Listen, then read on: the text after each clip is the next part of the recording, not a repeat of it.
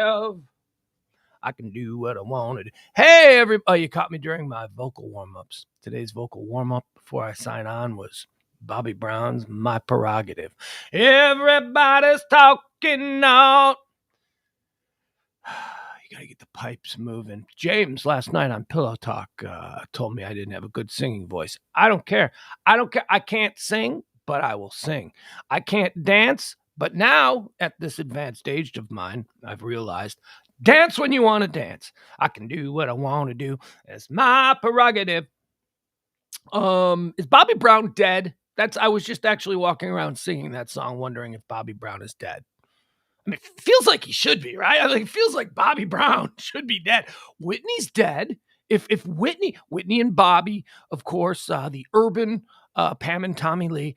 If Whitney is dead, it seems to me that Bobby should be. I don't know. And you know what? I'm not going to Google it. Here's what I'm going to do. I'm just going to operate under the assumption that Bobby Brown has passed away. Not now, but like maybe a couple years ago or something. I haven't been keeping track on what band was he in? What band was he in? He was in what was that? It wasn't the Pass the Dutchie band. It wasn't the New Kids. It was New Edition. I am not up to speed on the health and livelihoods of members of New Edition, but I just assume that Bobby Brown is dead. You just ruined it for me, April. Well, no, that's good. You didn't ruin it. That's good. What a relief. April just tells me that Bobby Brown is, in fact, still alive. Not a disappointment. I was just thinking that I would operate under the assumption that he had died because it doesn't seem like the world would do that. It doesn't seem like they would take the Whitney of the Whitney and Bobby pairing. You know, it'd be like if they took Tommy Lee. You know, it's like if you're going to take someone, all right, we don't need to get into that. We don't need to wish death on anyone because that's not what we do here. We are an otherwise optimistic show. It is the high noon edition of Pugs and Company, the first of two streams that I like to do each and every day. We do a second one. It's called Pillow Talk. That comes on at 9 p.m. Central Standard Time. Join us, won't you? That's a little bit more, whatever. That show is a 1 hour show, at least. Sometimes it goes longer. Yesterday it was supposed to be a 1 hour show. It went 2 hours because, just depends on how I'm feeling, just depends on what there is. This show, however, High Noon, this is a bit more structured. This show is dependent entirely upon what's trending, what's being talked about, current events, all the things that you need to know so that you can walk through this world feeling like you're an informed citizen. Not a really informed citizen. Like, I stay away from bullshit. I stay away from, I'm not going to give, well, maybe I will. It depends. It depends on the kind of person that you are. If you're a truly argumentative person, then I'll give you all kinds of stuff that you can argue about. You can take contrarian positions and then you can just fight with people. But for the most part, this show doesn't deal in politics. This show doesn't deal in religion. This show doesn't deal in just anything, anything that people are going around in this world looking to confront you about. We don't do that, but we will give you everything else. It is January the 12th, the 12th day of the year, the 353rd day until New Year's. That's right. We got 353 more days until New Year's. I was with my kid over the weekend and we saw some Christmas thing. I don't know. It was like a trailer we went to the movies. Saw Spider-Man No Way Home. Oh, is that good? And there was some trailer for a movie and it took place at Christmas time. And we both, because we're the same genetic makeup, we both literally turned to each other and said, "Oh, I want Christmas again." It was like, man, this is like the time if you love Christmas, and I love Christmas, although it is very stressful for me these days, but I do love Christmas. If you love Christmas, this is like a really down part of the year. It's like, we got nothing. What do we got coming up? We got Martin Luther King Day coming up. That's a wonderful holiday. And we got Columbus Day. That's coming. We got Groundhog Day. Groundhog Day is, in fact, my anniversary of being a radio professional. I don't know how many years, and I'd have to figure that out. But it's been a long time. I'm no longer a radio professional. I'm now a streamer. I'm now in that category. Although, not a popular streamer, but I'm trying, folks. We do this every day. It's a war of attrition every single day. If you just tell one more person, hey, what are you listening to? Turn up the volume at work. Do whatever you got to do, but spread the gospel of this show, because this show is, as I say, utilitarian. You can learn something. or at the very least, you can get your head filled, get your noggin filled with all of my nonsense ideas and takes on the world, because that's what we do here. Let's start out with a moment of joy. We like to start each and every show with something that, maybe going to make you a little bit happy. And by the way, I have been like burying the moment of joy, and that's not the purpose of it. The moment of joy is to get into something right at the very beginning of the show, something to sort of set the mood, something that makes you feel, well, isn't that nice? So I gotta start doing it right after I tell you how many days are left in the year. So this moment of joy, this comes to us. We are in the firing season for NFL coaches. And my team, the team of my youth, I still have two teams in the playoffs, though, that I'm very excited about. The team of my youth, the Chicago Bears, they suck, and they fired everybody, which is good. But I still have my Cardinals. That's right, I said my Cardinals. Why?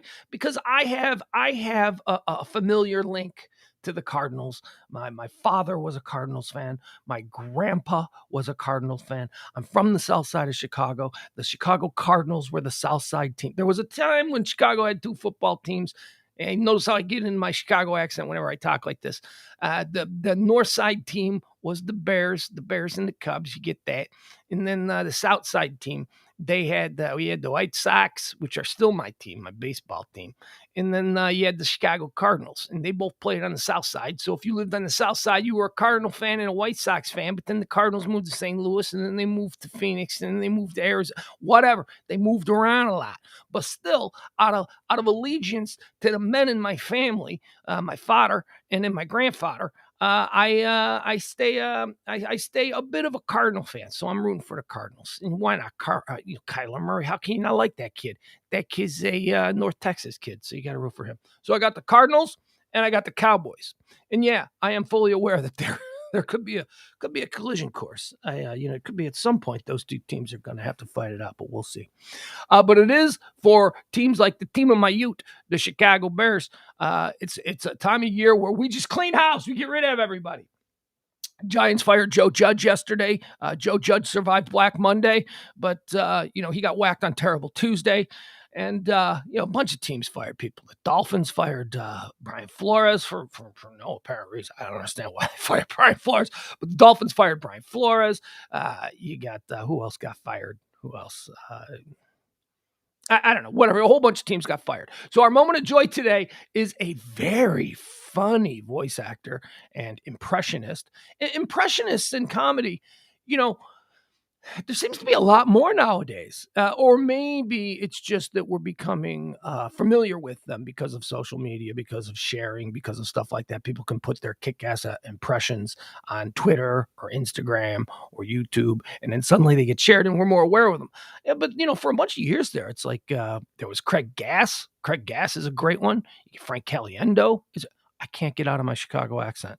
Well, Frank Caliendo's from the Chicago area, so, maybe we say Caliendo. You got to pronounce it that way. Frank Caliendo's great. But before that, it was like, what? Rich Little? That was like the only guy who did impressions when I was a kid growing up. So here's a guy. Here's a guy. That was my John Madden. I can't do impressions. If you've been listening to me for the last 20, 30 years, I don't do impressions. I stumble through them. Here's a guy. This guy's name is Nicky Smiggs, and he's very funny. And he's doing a little thing here in honor of Black Monday and in honor of my team of my youth, the Chicago Bears, firing their head coach. He is doing random celebrities calling to fire Matt Nagy. So let's give that a listen. This is, again, his name is Nicky. Here, let me make it really big. Nicky Smiggs, and he is great, man. He is really good. Listen to these.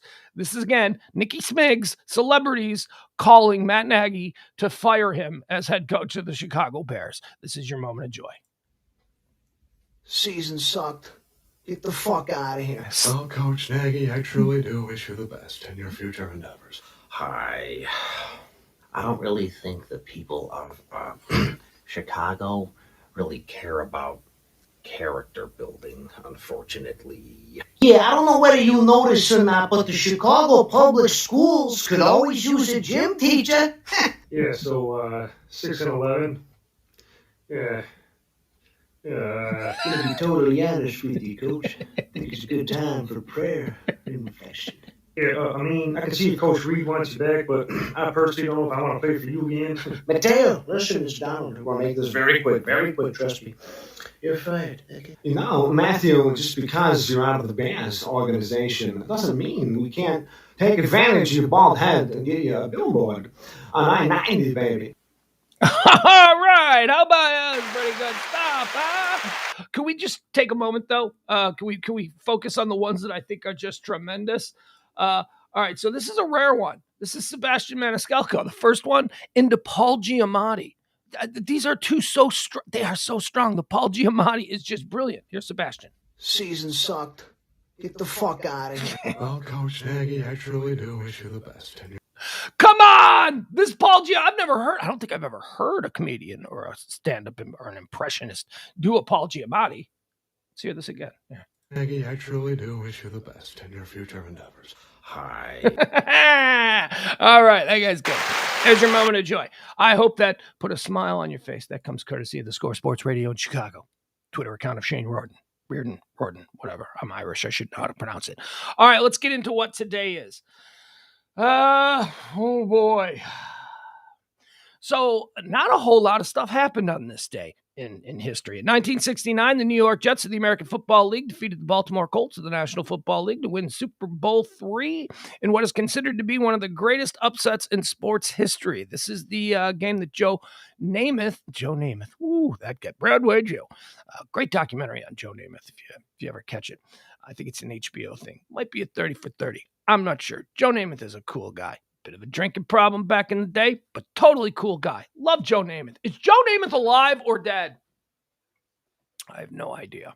I hope Joe Namath and Bobby Brown are doing well. Joe Namath predicted that the upstart AFL would defeat the Come on, man. We're talking about the powerful Baltimore Colts. Baltimore Colts were Weeb Eubank, who was the quarterback? Johnny Unitas, and Namath. The Jets were not supposed to. Jets were just the AFL. The AFL had won the first two Super Bowls. It wasn't particularly looking good for the league as far as par for par talents. And look at what happened. The New York Jets defeat the once believed unbeatable Baltimore Colts in the Super Bowl. And, interesting enough, Don Maynard just passed away a couple of days ago. Don Maynard was one of the stars of that game. He didn't make it to the anniversary. He didn't. That's too bad. Don Maynard was a receiver. He was Joe Namath's number one target and had a big game in the Super Bowl. And that was on this day in 1969. And folks, that's it. That's really it. I mean, there's a bunch of like little things that I didn't think were all that important to mention. But as far as, topics of interest that caught my eye that occurred on this day. And I only go back, look, this may have been the day that King Henry VIII chopped a wife's head off or something, but I don't go all the way back there. I go to 1900. I start looking around the 1900s, 1920s. World War I is where pretty much I start to see if there's anything big that happened, anything of note. And nothing happened. And guess what? For the second day in a row, I don't have any plane crashes. Plane crashes, I used to say, I said used to, not anymore. I used to believe that a plane crash occurred every single day of the year. On any random day of the year, you could find a plane crash that occurred at some point in history between the years 1945 and the year 2000, year 2000 being when I believe they worked the bugs out. And for the second day in a row, there are no plane crashes and no train crashes. However, there is some controversy over whether or not there was a big shipping disaster on this day. And I say that there's controversy because the Costa Concordia is trending today. Remember the Costa Concordia? That was the cruise ship where the whack job captain wanted to bring the ship closer to the shore for some reason. He wanted to see something that was going on. He claimed that he wanted to give the passengers a view, and he hit a bunch of rocks and the boat tipped over. People died, and the captain did not go down with the ship. If you remember that guy, the captain bailed first. He was like, okay, we're going down. I'm out of here. You people fend for yourself.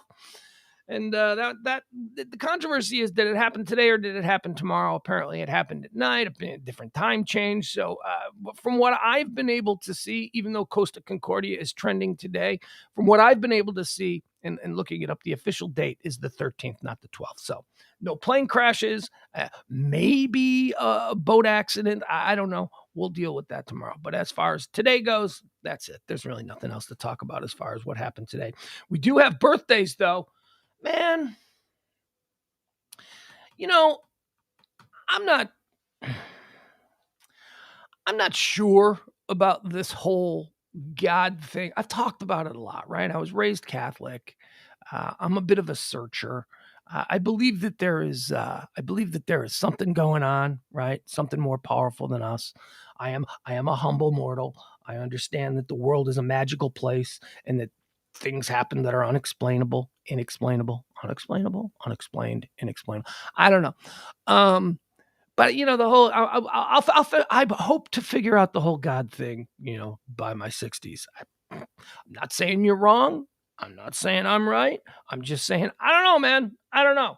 World is a tricky, complicated place. God bless you if you've got it figured out. I don't have it figured out. I don't know. We're learning. We learn every day. Every day as we go, we learn a little bit more. Today, I learned that Bobby Brown is still alive. But sometimes things happen. Things occur in the magical energy of this world where I'm just like, what? How is this possible? And I'll explain that with today's first two birthdays. Born on this day in 1951, probably the most important person in the history of American radio was born. Rush Limbaugh. Also born on this day in 1954, probably the most important person in the history of American radio, Howard Stern. How the hell is Rush Limbaugh and Howard Stern share the same birthday? And why, as a career radio guy, how have I never learned this before today? So let's get, we got the running tally going. I learned that Bobby Brown is still alive. I learned that Rush Limbaugh and Howard Stern share a birthday. How crazy is that? What are the odds? Well, Pugs, the odds are 1 in 365. Yeah, I guess. But still, that just seems like such a weird sort of energy thing coming together. How the hell... Rush Limbaugh, by the way, died a year ago in 2021. How the hell is Rush Limbaugh, who is as important to one kind of American talk radio, how does he share a birthday with Howard Stern, a guy who is as important to another kind of American talk radio? How do these two guys, how do they share a birthday? Isn't that weird? Isn't that weird, wild stuff? Thank you. That was my attempt at a Johnny Carson. Also born on this day in 1957, John Lasseter. John Lasseter, another brilliant creative. We've got three amazing creatives born on this day. John Lasseter is Pixar. He was in charge of Disney Animation.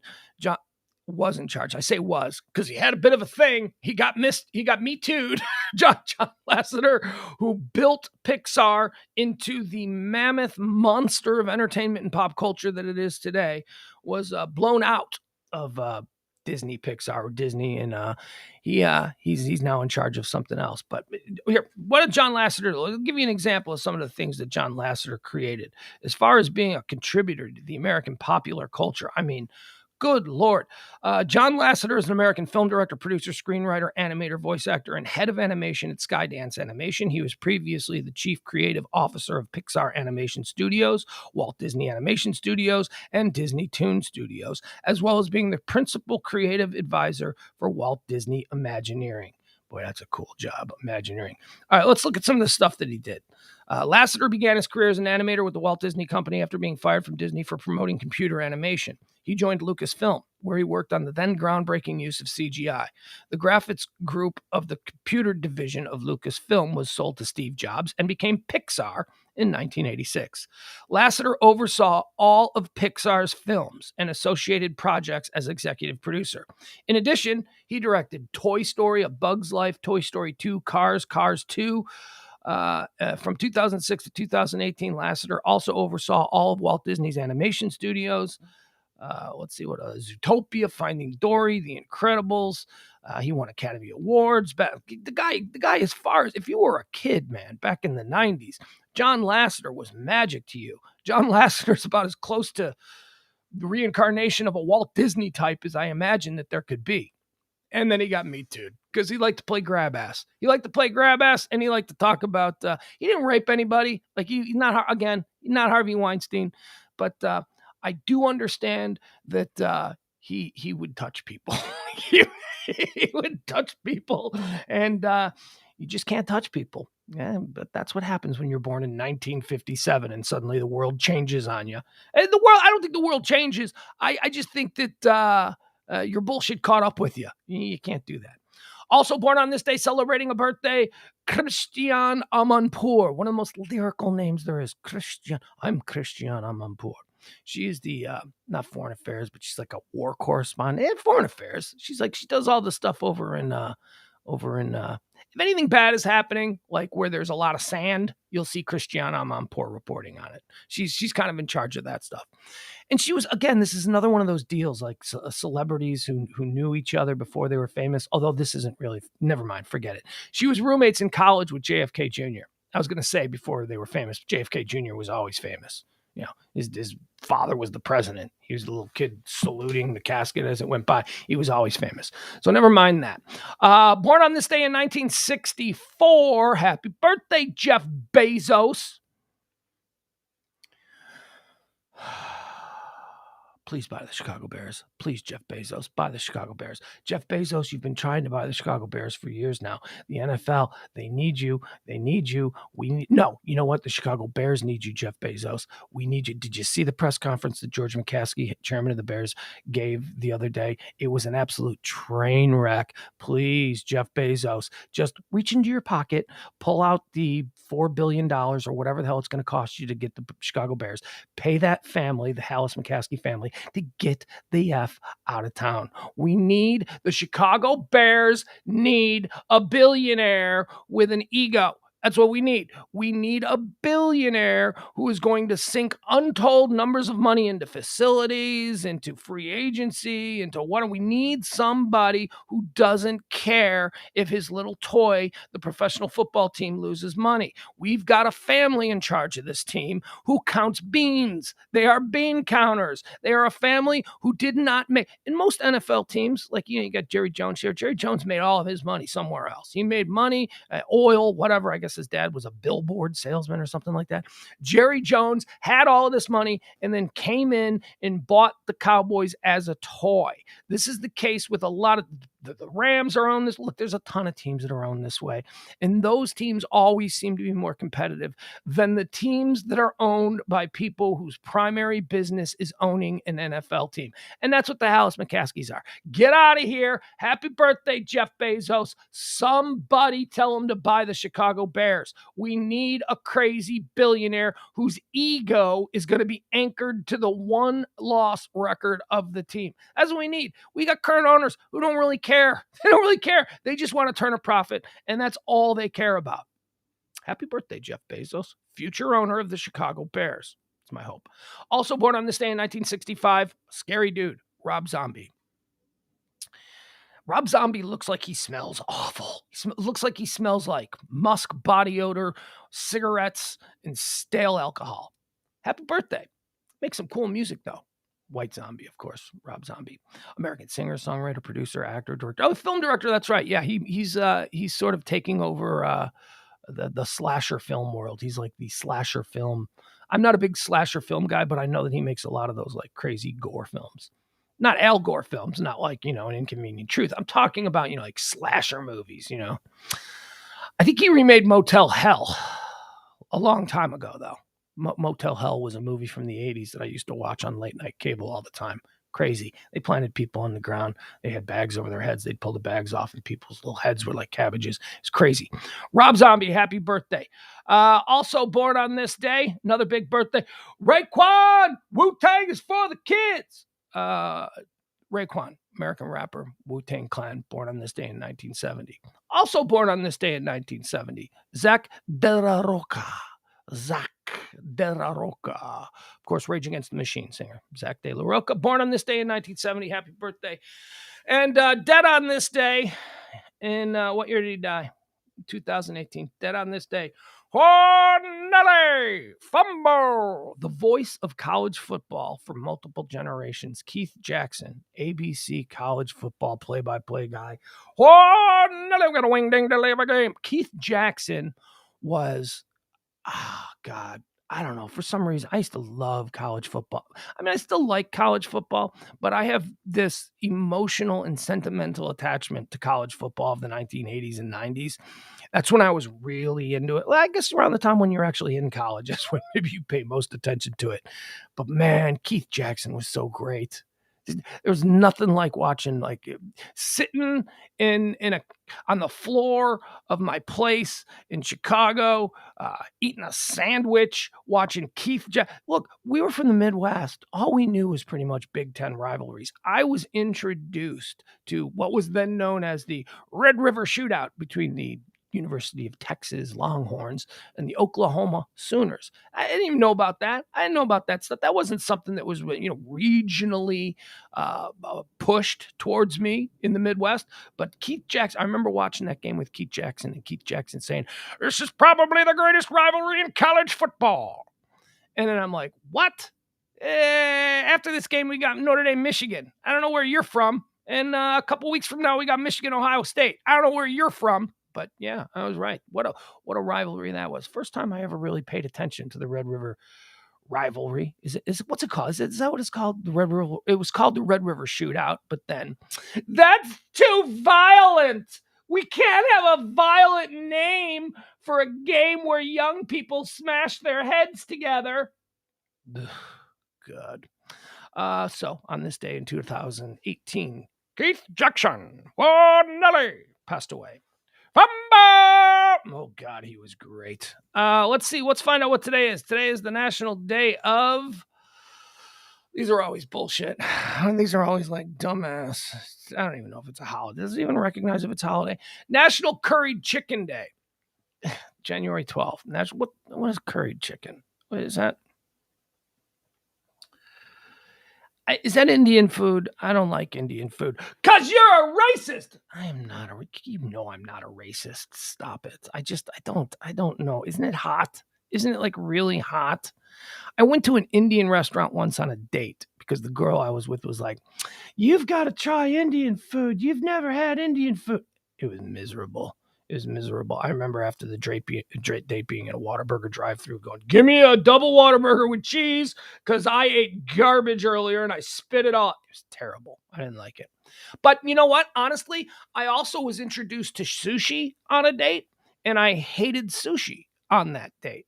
And years went by, and I wouldn't eat sushi again. And then I dated a Japanese girl.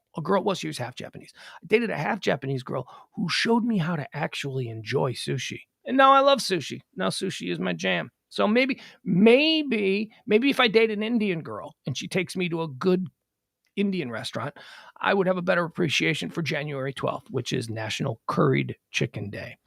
It's also Kiss a Ginger Day. All you redheads out there, it's a day where you're supposed to get kissed. I mean, you won't because nobody wants to kiss a ginger, but it is a day when if you were to get kissed, and I can say that because I'm a ginger. That's right. I know. Pugs, you're bald. What are you talking about? You're a ginger. You're bald.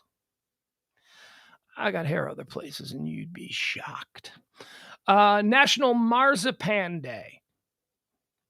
Now, marzipan is a word that I've heard. I don't know what it is. Thought it was, if you said, what is a marzipan? I go, a monkey. It's a kind of monkey. That's what a marzipan day. Is this a day when we're supposed to eat monkeys? I don't think so. I need to click on this one because I don't know what marzipan is. Let's see here. Actually, I'm being silly. Marzipan is It's a sweet, right? Join millions of people across the nation on January 12th as they participate in the annual National Marzipan Day. Celebrates kickoff creatively formed confections. Yeah, okay, so it's a sweet. Marzipan is a confection made primarily of sugar or honey. Oh, I'm out. Never mind. Oh, God. Honey is bee vomit. I am not going to indulge in bee vomit. Honey is disgusting. Worst candy on the planet. Bit of honey. Worst candy on the planet. I'm married to that. Bad candy draft. No, we're not going to do that. We're not going to do a bad candy draft. In the first round of the bad candy draft, the delegate from the Pugs and Company High Noon Edition takes Bit of Honey. Bit of Honey in the first round of the bad candy draft. Bit o' Honey. All right, let's see what else is today. Today is National Pharmacist Day here in the United States. So, isn't every day National Aren't we all medicated? You know, I'm not medicated at all. I have some allergy pills, some sinus pills that I take. I got like 3 left of them because I overindulged in the last couple of months because it was crazy with my sinuses. But yeah, I don't have any other. I mean, I'd like some, but going to the doctor is expensive. I would like, here's what I would like. Here's on my hit list for pills that I would like, since it is National Pharmacist Day. I would like Ambien, because Ambien is like, God, I'm telling you, I never had better sleep than when I was on Ambien.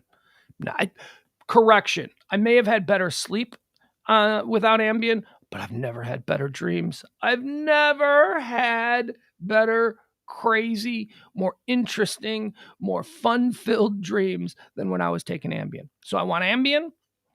I want Valium. Yeah, I don't like Xanax. Xanax is come on, please. Xanax is like the Tic Tac of the porn star. I don't like Xanax. That's not a thing for me. But the other one, Valium. I'm a big Valium. Just like a little 5, just a little 5 Valium every day when I get a little bit sketchy, when I get a little bit, all over the place. Just take a Valium, calms me down, draws me in, makes me a little more focused. And then, and then everything's good. So happy National Pharmacist Day. That's what today is. All right. So those are all the things. Let's get into what's trending, because that's what we do here on this show. Oh, you know what? Here, I've been off the camera for a while. Albert Gamboa says that candy corn sucks. He would be drafting candy corn in the bad candy draft. I took Bit of Honey. You're wrong. I'm sorry. I don't want to argue with you, Albert, but you're wrong. You are absolutely wrong about candy corn. That is another one of these program things that people now just shout out. Where's candy corn sucks? Candy corn is the worst. Nickelback sucks. Nickelback sucks. These are all programmed things. You don't think candy corn sucks. You've just heard it. You've just heard a lot of people talk about candy corn, and you went, I want to be a part of that group. And we do it. I do it. I've done it. We do it. I'm just a little bit more conscious of it because at some point, I think I found myself in, it was the Nickelback thing. That's what turned me. That's what made me realize that we are all programmed to think that certain things are just terrible, and we just parrot it out. Nickelback sucks. They're the worst. You probably like Nickelback. And the fact of the matter is that Nickelback does not suck. Nickelback may not be your favorite band. They don't suck. They may not be for you, but they don't suck. They're not like for some reason, Nickelback is the worst band of all time. No, they're really not. There have been really bad bands, and Nickelback is not that. We're just all programmed to say that whenever the name comes up. That's too bad. That's too bad. Candy corn's the same way. Candy corn sucks. Leslie with the black licorice. That's another one. Black licorice is another much maligned kid. Black licorice is awesome, man. Black licorice is delicious. But you remember Chuckles, the Chuckle candy? I'm sure a lot of you would have Chuckles in your bad candy draft. Man, I used to clean up with Chuckles because everybody said, I don't want the black one. I'll take it. I'll trade you this flesh-colored jellyfish-looking bullshit Chuckle for your black one. I used to remember there's like a translucent chuckle that was like, what's going on here? I don't even know what that was. I would always trade that for the black, because, and sometimes I wouldn't have to trade anything because people are like, no, you just take it because black licorice sucks. Nah, no, it doesn't. And I guess, if I'm being fair, I don't think black licorice is like Nickelback or candy corn where it's just programmed. I think I can legitimately understand how some people might not like black licorice because it is a very overpowering flavor. What is that? Anise? It's like an overpowering flavor. I find it delicious. I love black licorice.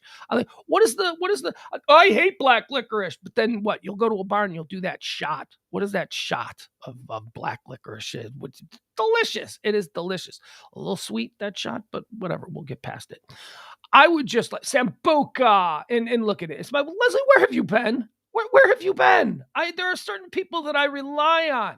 There are certain people that I look into the chat room, and if you're there, then I know that I don't have to go out onto the patio and kill myself. And you have been missing. I hope you're all right. Jaeger. Rob says Jaeger is kind of like black licorice, but I don't think it is. Jägermeister is similar to black licorice, but there's a little something extra going on with Jaeger. It's Sambuca. Leslie had it. Sambuca is, I love Sambuca shots, and it's black licorice, the black chuckle of booze. That's what that is. All right, let me see who else is in here. We got, hi, everybody. We got Adam. Always good to see Adam. Albert's a mainstay. We got Rob, my man Rob. We got Steve. Here, I got to switch this over. I'm going to see who else is in the chat. By the way, did you guys hear? I don't know if you were with us last night. We've been seeing deteriorating numbers during the Pillow Talk show, and it's probably because it hasn't been going off as consistently as the High Noon show. The High Noon show numbers are looking good. They're growing. I'm fine with it. Like to see a little bit more spread, like to see a little bit more growth, but there's a certain number that I have to see that I think, okay, now I got to build on that. But the Pillow Talk show has sort of been shrinking. Pillow Talk is now going, I promise you an hour of Pillow Talk. Okay. That's what I'm going to promise you. I made this announcement yesterday.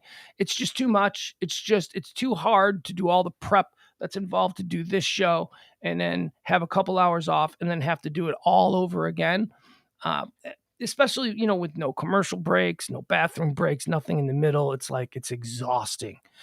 I gave this big self-indulgent speech yesterday about how hard it is to do this. And it's not hard. This is not hard to do.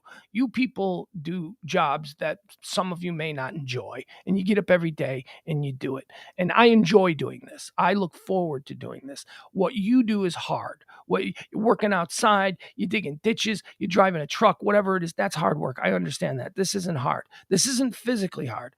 But to do this thing here where I talk for 2 hours straight with no breaks, and it's by choice. We used to have people on here, but I wanted to be able to do this by myself, and I need to be able to do it by myself. It's not physically hard, but it is emotionally exhausting. It is. You have no idea. Oh, God, to keep these levels. I like it. I mean, don't get me wrong. I'm willing to do it, and I want to do it, and I look forward to doing it, but it doesn't change the fact that when it's over, when the stream ends, I just go, it is. It's tiring. It's emotionally tiring, not physically tiring. And it's probably worse to be physically tiring, but because honestly, if you have kids, you're emotionally tired all the time because that's all that is. Let's see here. What is trending? Trending today. That's what we do on this show. Things that are trending, things that people are talking about. We don't do politics. We don't do religion for the most part. Sometimes we dabble. But okay, here's one. This is one that I wanted to talk about. Now, I've recently seen the movie Don't Look Up, which is a Netflix movie. It's Adam McKay's new film. Adam McKay, of course, The Big Short. Adam McKay, of course, the Cheney movie, which was called Vice. Adam McKay is a brilliant filmmaker. His latest film is Don't Look Up, a story. Jennifer Lawrence, Leonardo DiCaprio, Meryl Streep, Jonah Hill. Just a balls to the wall stars in this Don't Look Up movie on Netflix. And it's about an asteroid that is heading towards Earth. And the president, Meryl Streep, decides that it's not to her political advantage to acknowledge the asteroid. So they start a big denial campaign. And the campaign is, don't look up. Just don't look up. Yeah, okay.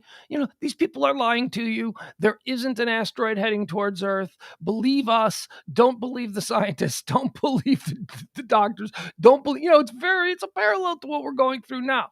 And all of these people who support Meryl Streep and her presidency, they adopt the phrase, don't look up. Don't look up. Because if you look up, you see there is a big asteroid way out there in space coming closer and closer. So I really enjoyed the movie. I understand that some people did. Some people thought that it was a little bit over the top, ham-fisted, but it's an allegory. It is an allegory for what we're going through now, and I found it very entertaining. However, this is not an allegory. This is real. Asteroid is trending today. Now, I mentioned this a couple of days ago. I said that when I put these stories together, I scroll through, I look for something that I think I can make a little hay out of, and I click on that, and then I decide whether or not that's going to be something that we're going to talk about. And a couple of days ago, there was this asteroid story. And I went, you know what? I'm so tired of this BS. This is probably just because of the movie. Don't look up. Now suddenly, it's like whenever a big plane crash happens for the next 3 days, they'll report on every Cessna that has engine trouble as sort of like a companion story. And in another near airline, it wasn't near. Stop it. Stop trying to make a companion story. So I just assumed that this asteroid thing was a companion story. And then yesterday it was trending again. And I'm like, okay, so at what point do we have to take the asteroid seriously? Well, today we're going to talk about the asteroid story that is barreling towards Earth. Pugs, it isn't barreling towards Earth. Well, it might be. It might be. You don't know.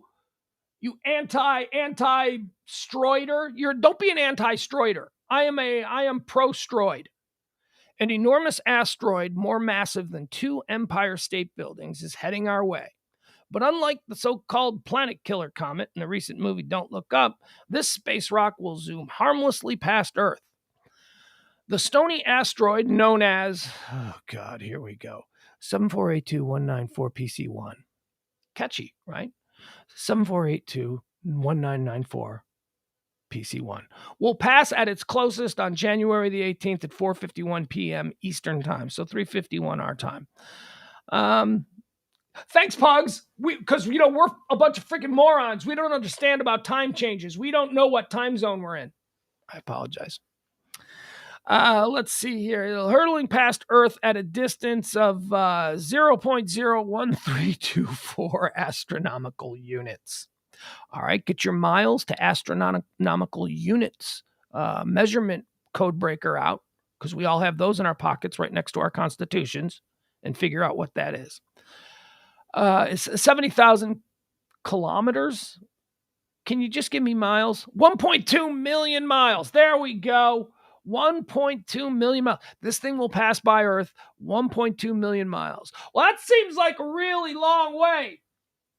Well, it's not, I guess, in space terms. It's not a real long way. It's a way that enough scientists are going, hey, this should be okay, but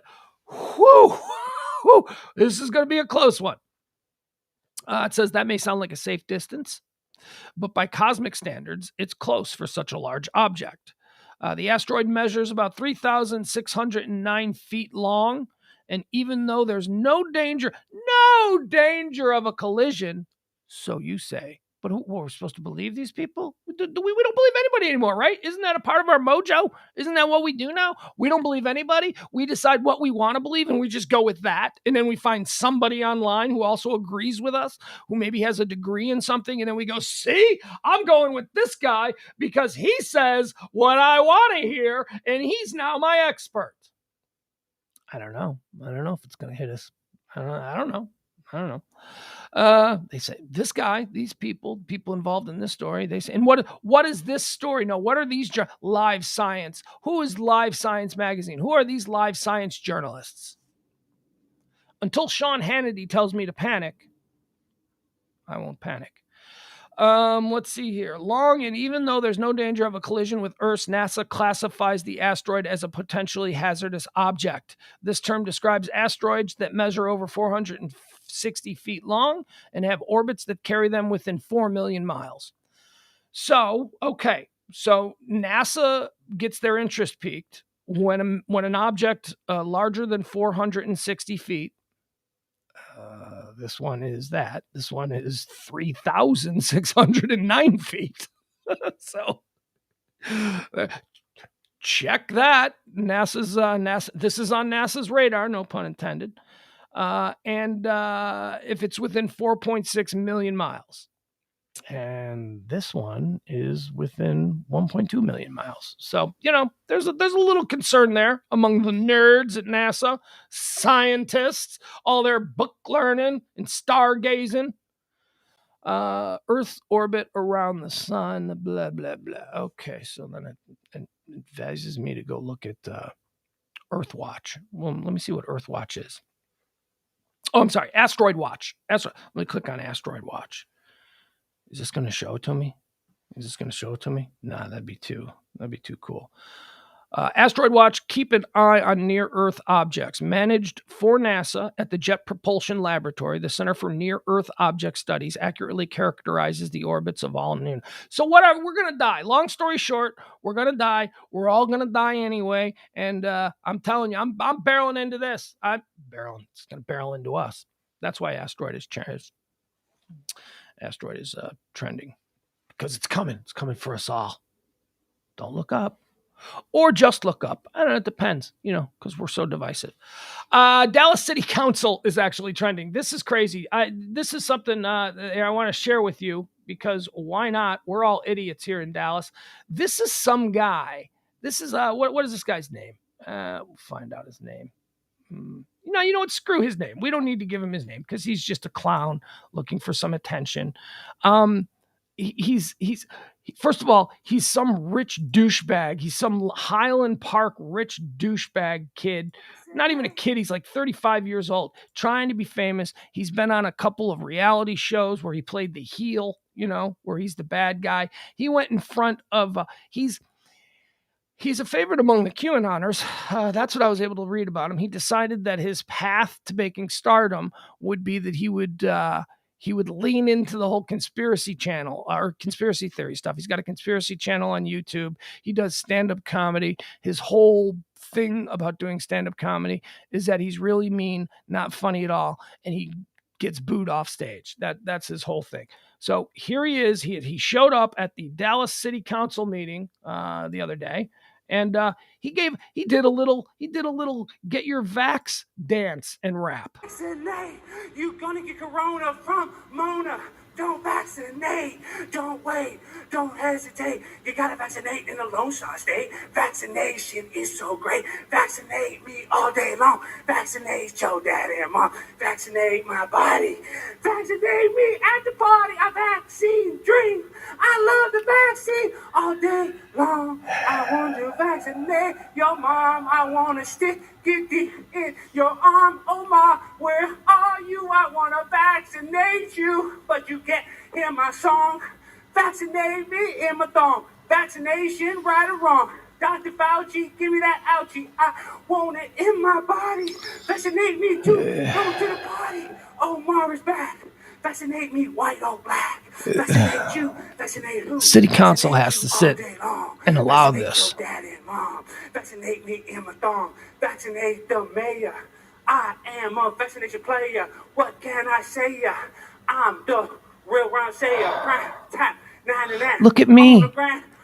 Daddy was always busy running his oil company in Highland Park. No one ever paid any attention to me as a child.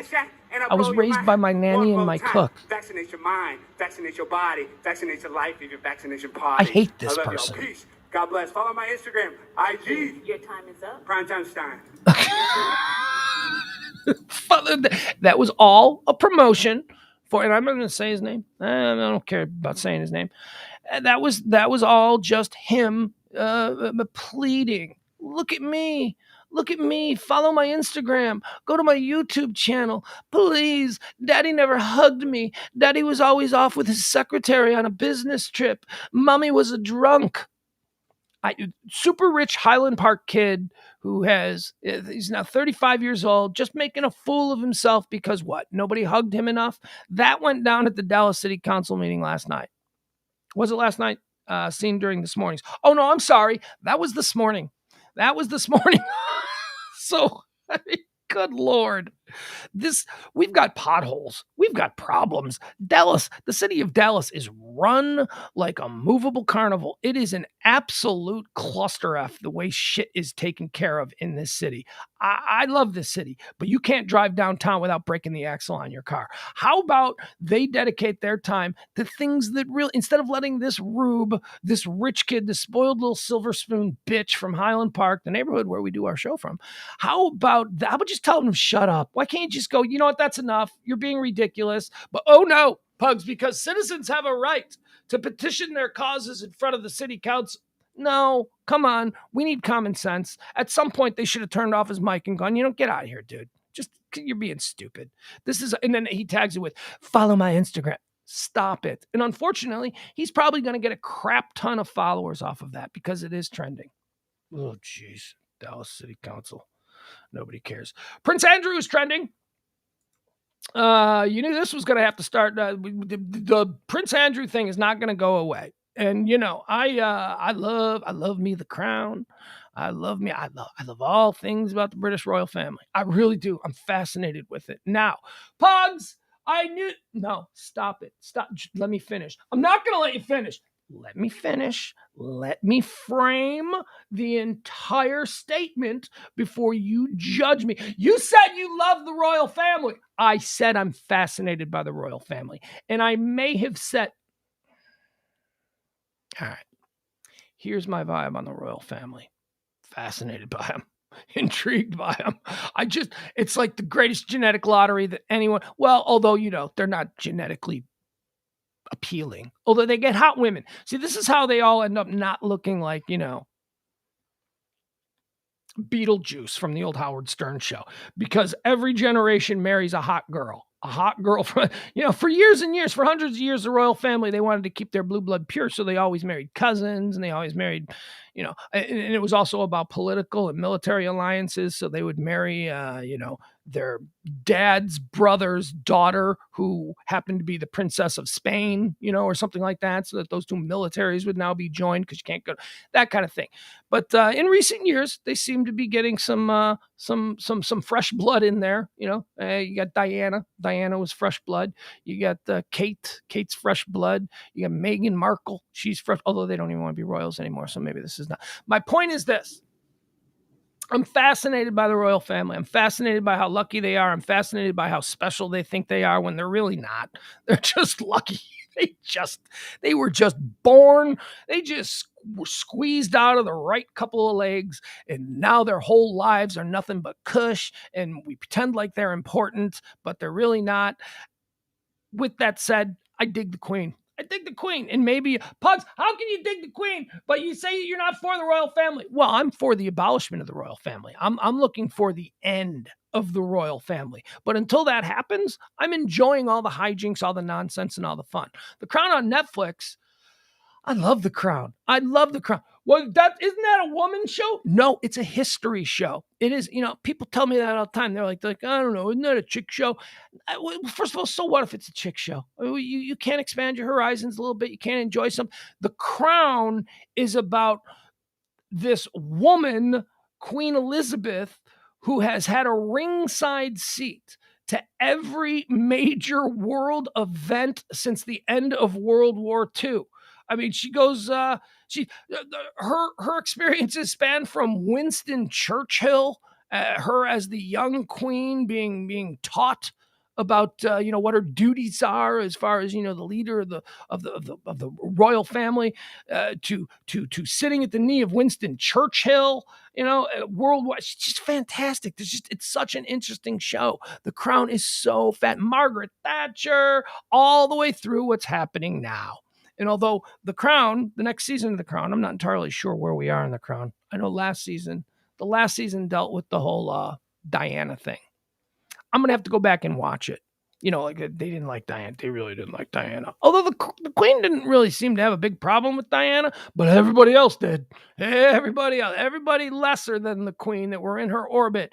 They were like, she's no good. And the Queen's like, oh, I don't know. Oh, I don't know. Charles seems to like her. You know, it was like that whole thing. And that was really interesting. The girl who played Diana was fantastic. Elizabeth Coleman, fantastic. Whenever I say certain words, I have to go into my Chicago accent. Elizabeth Coleman is now playing the Queen. She's terrific. Claire Foy, the actress, played the young Queen in the first couple of seasons. And I was very upset when they changed out the Queen, because you can't hyper age Claire Foy. She's only like in her 20s or something. So you can't.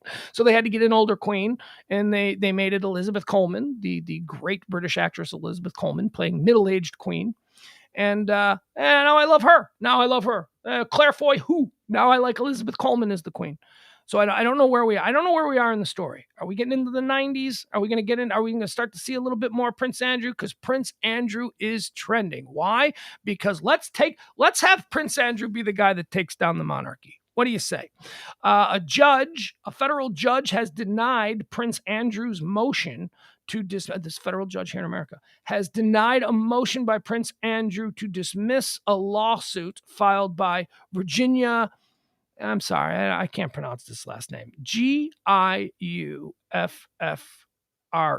Now, I would just gamble and say Virginia G. Let's just keep her anonymity where it is. Virginia G was the girl that Epstein set up. You know, she was one of Epstein's little underage girls.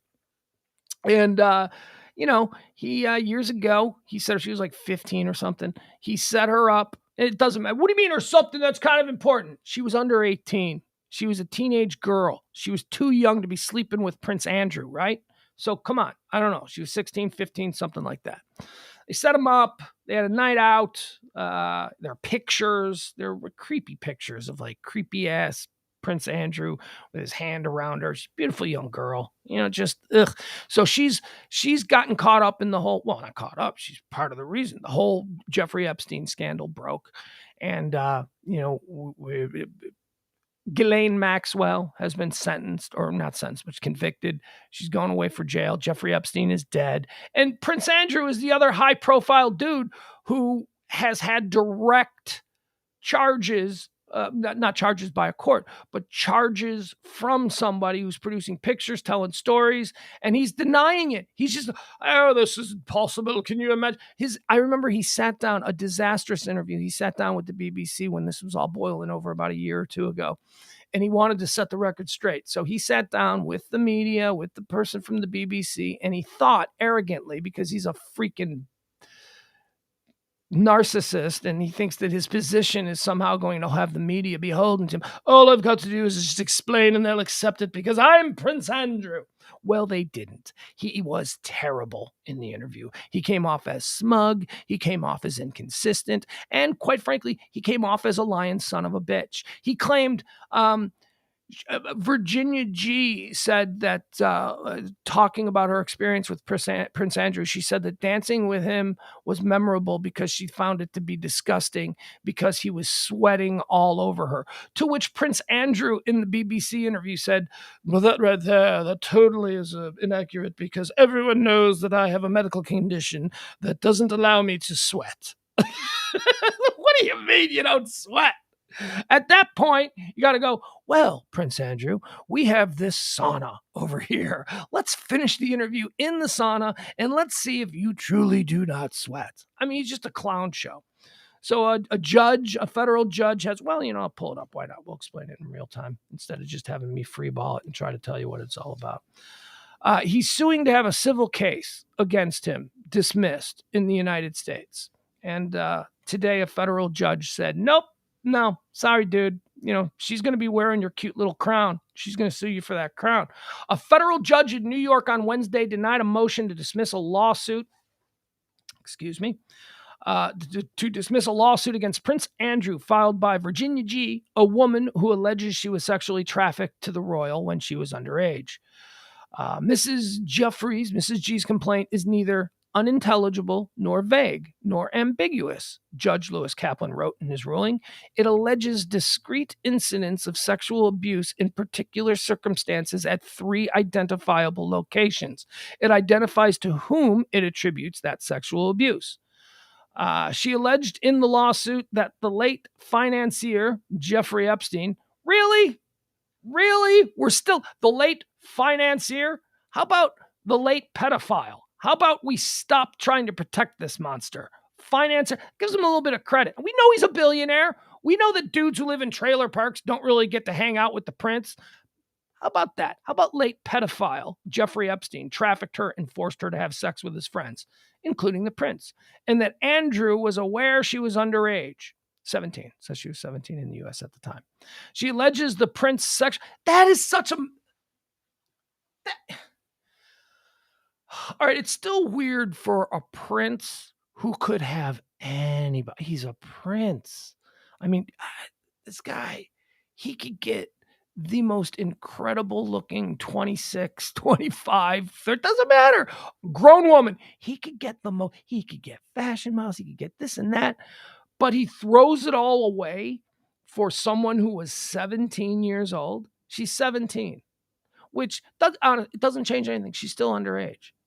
But my God, she's so close to 18. If she had just been 18, this would not be a thing at all. I mean, it's just, this is stupid. This, not the crime. The crime is not stupid. He's stupid. This is dumb.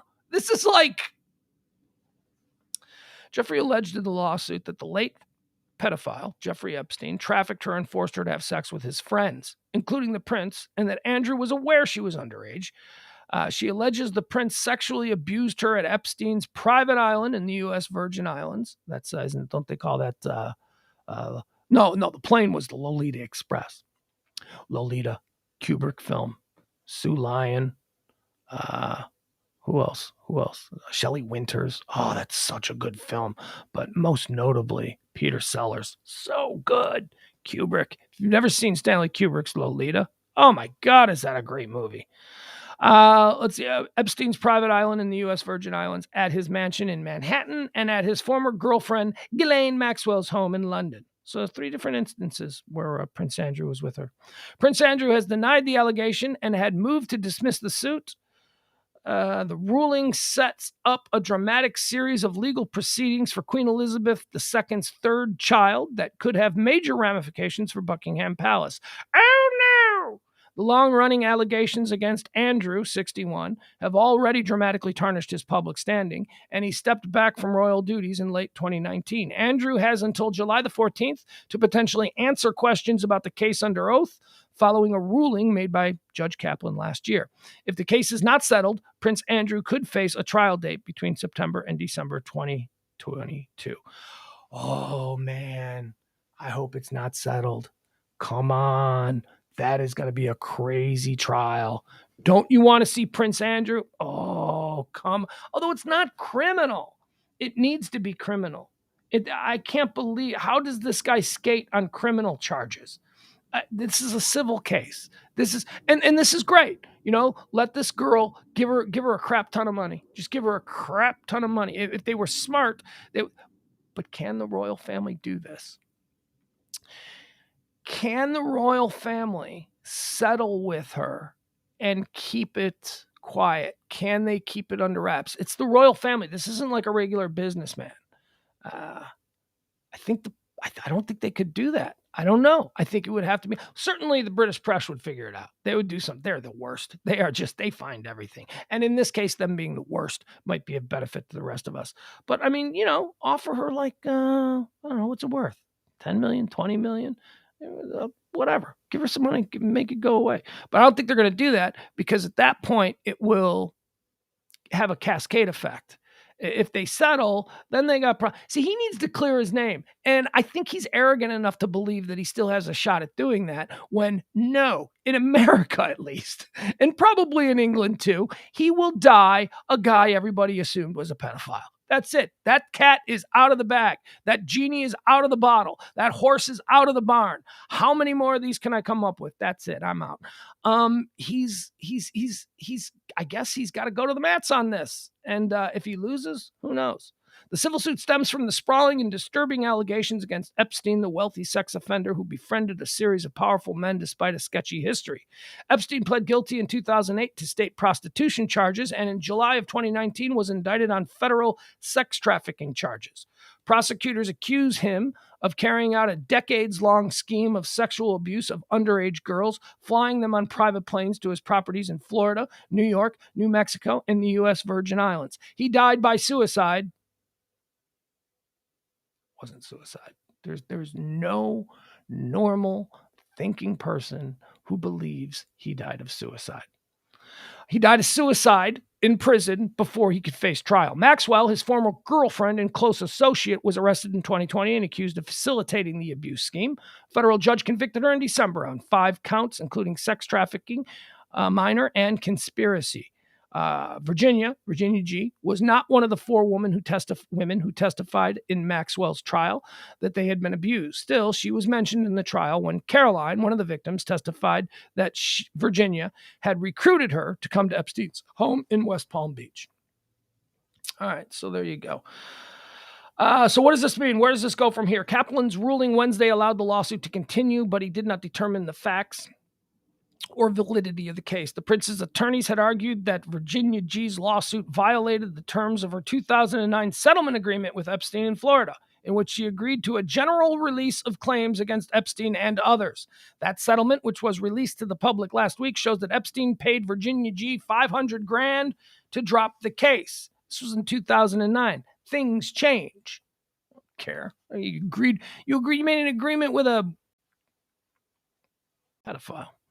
To drop the case without any admission of liability or fault. The prince's name does not explicitly appear as a party. However, her attorney, David Boies, he's good. He's one of the good attorneys here in America. David Boies argued that settlement is irrelevant to the claim against the prince, noting Andrew did not know about it at the time and that it didn't apply to him. Yeah, there you go. That's true. All right. So if she made a deal with Epstein, not to rat on Epstein, her attorney is saying Prince Andrew didn't know about that deal, and that deal didn't apply to him. This is a totally different thing. I agree. In the ruling, Kaplan wrote that both sides put forth reasonable interpretations of the settlement's meaning. The agreement, therefore, is ambiguous according to the determination of the meaning of the release language. Okay. All right, Pugs, stop with the legal talk. Here's all we need to know. Prince Andrew, they're moving forward, and hopefully he's going to get some trouble. He can get himself in trouble. Hopefully he's the guy. This is how the royal family has to go down, right? It's got to go down with some despicable act that they've probably been perpetrating against innocent people for hundreds of years. I mean, the royal family. Think of the shit the royal family has gotten away with. Just imagine it. This is probably nothing, but we live in a different age where these kinds of things are now coming to the forefront. And you know what? Time to pay the piper there, Pompey boy. Prince Andrew. The dude never had any responsibility in his life. He was never going to be king. He's the 3rd son. Married Fergie. Remember Fergie from the Black Eyed Peas? Remember when she was a part of the royal family? No, I'm kidding. Different Fergie. And I believe doesn't Fergie this call herself the Duchess? So there you go. There's a bit of a play on Duchess Fergie, who was from the 80s. Kiss a ginger day. She's a ginger. Let's see. What else is trending today? Let's see. Jeff Glenn says that the royal family will be brought down by a lesser royal. Epstein was also accused of raping the same underage girl as... We're not going to use the T word. Let's see. Albert, maybe this is an English thing. Albert says, my ex-wife, who is English, did not sweat. She just turned red. I don't think that's a thing. That's not a thing, Albert. I think you're just creating some sort of comparison.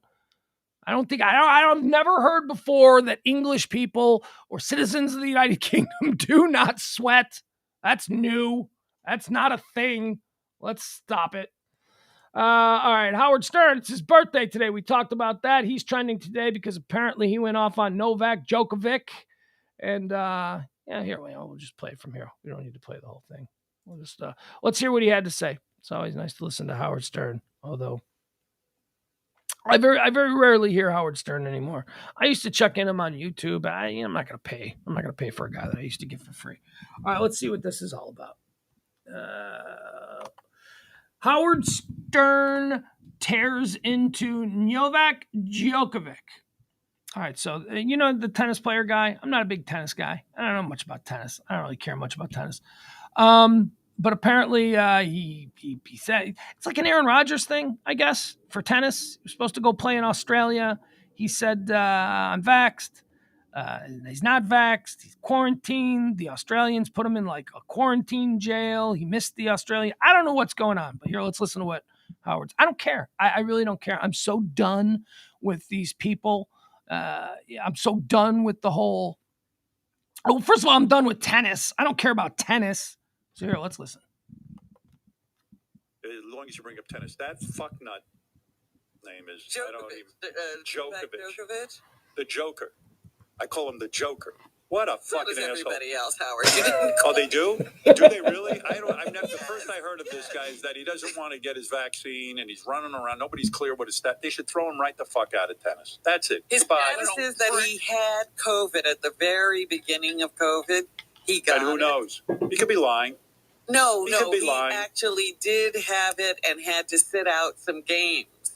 And his wife got it as well. But that was a long, long time ago. No one knows his antibody status or whether he could be affected.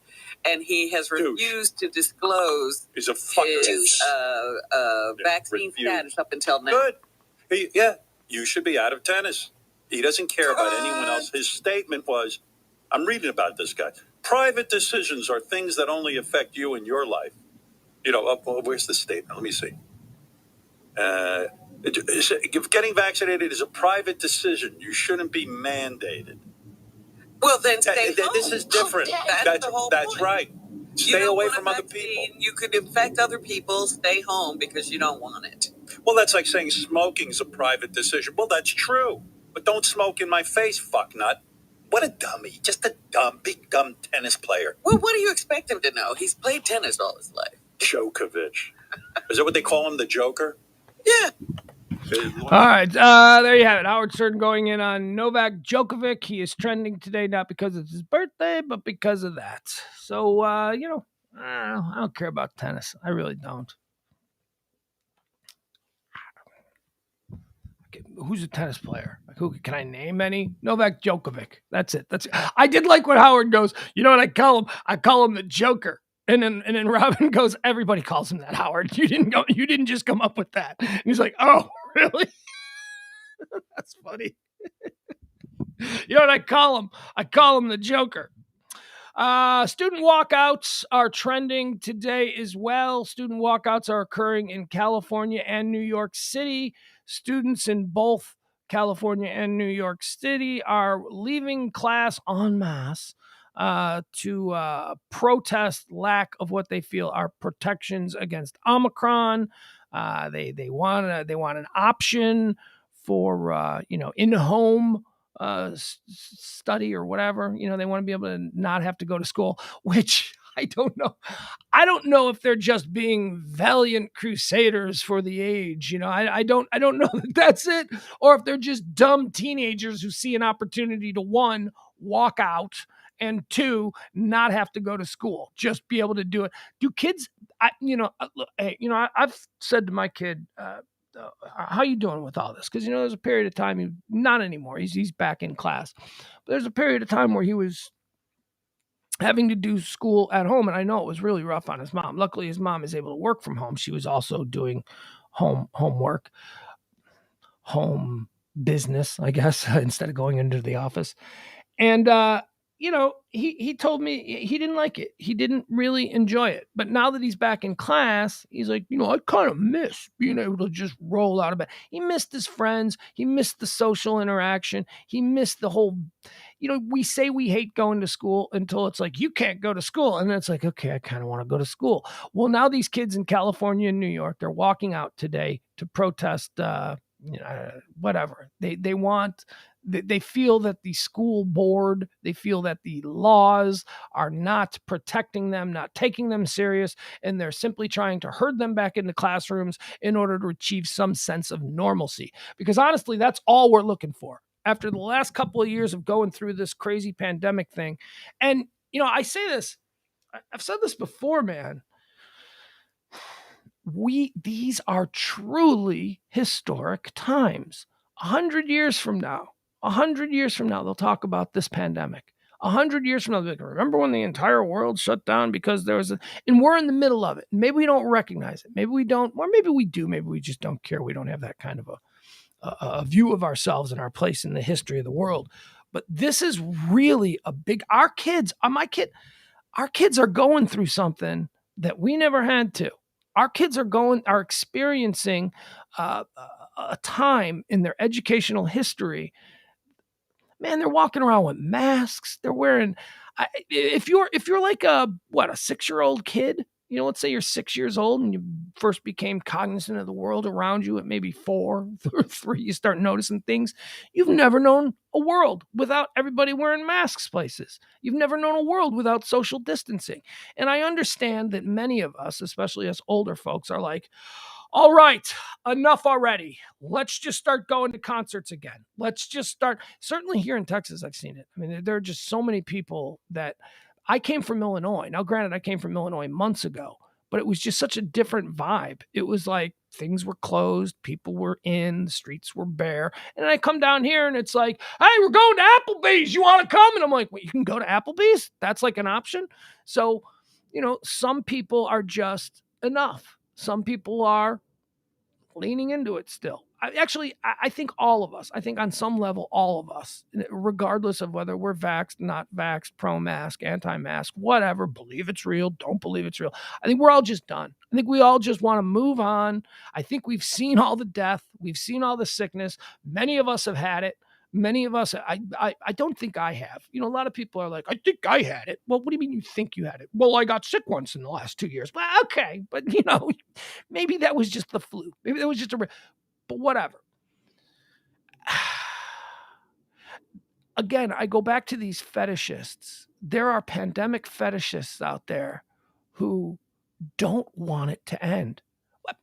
I don't know that they don't want it to end, but they have found themselves some kind of cause.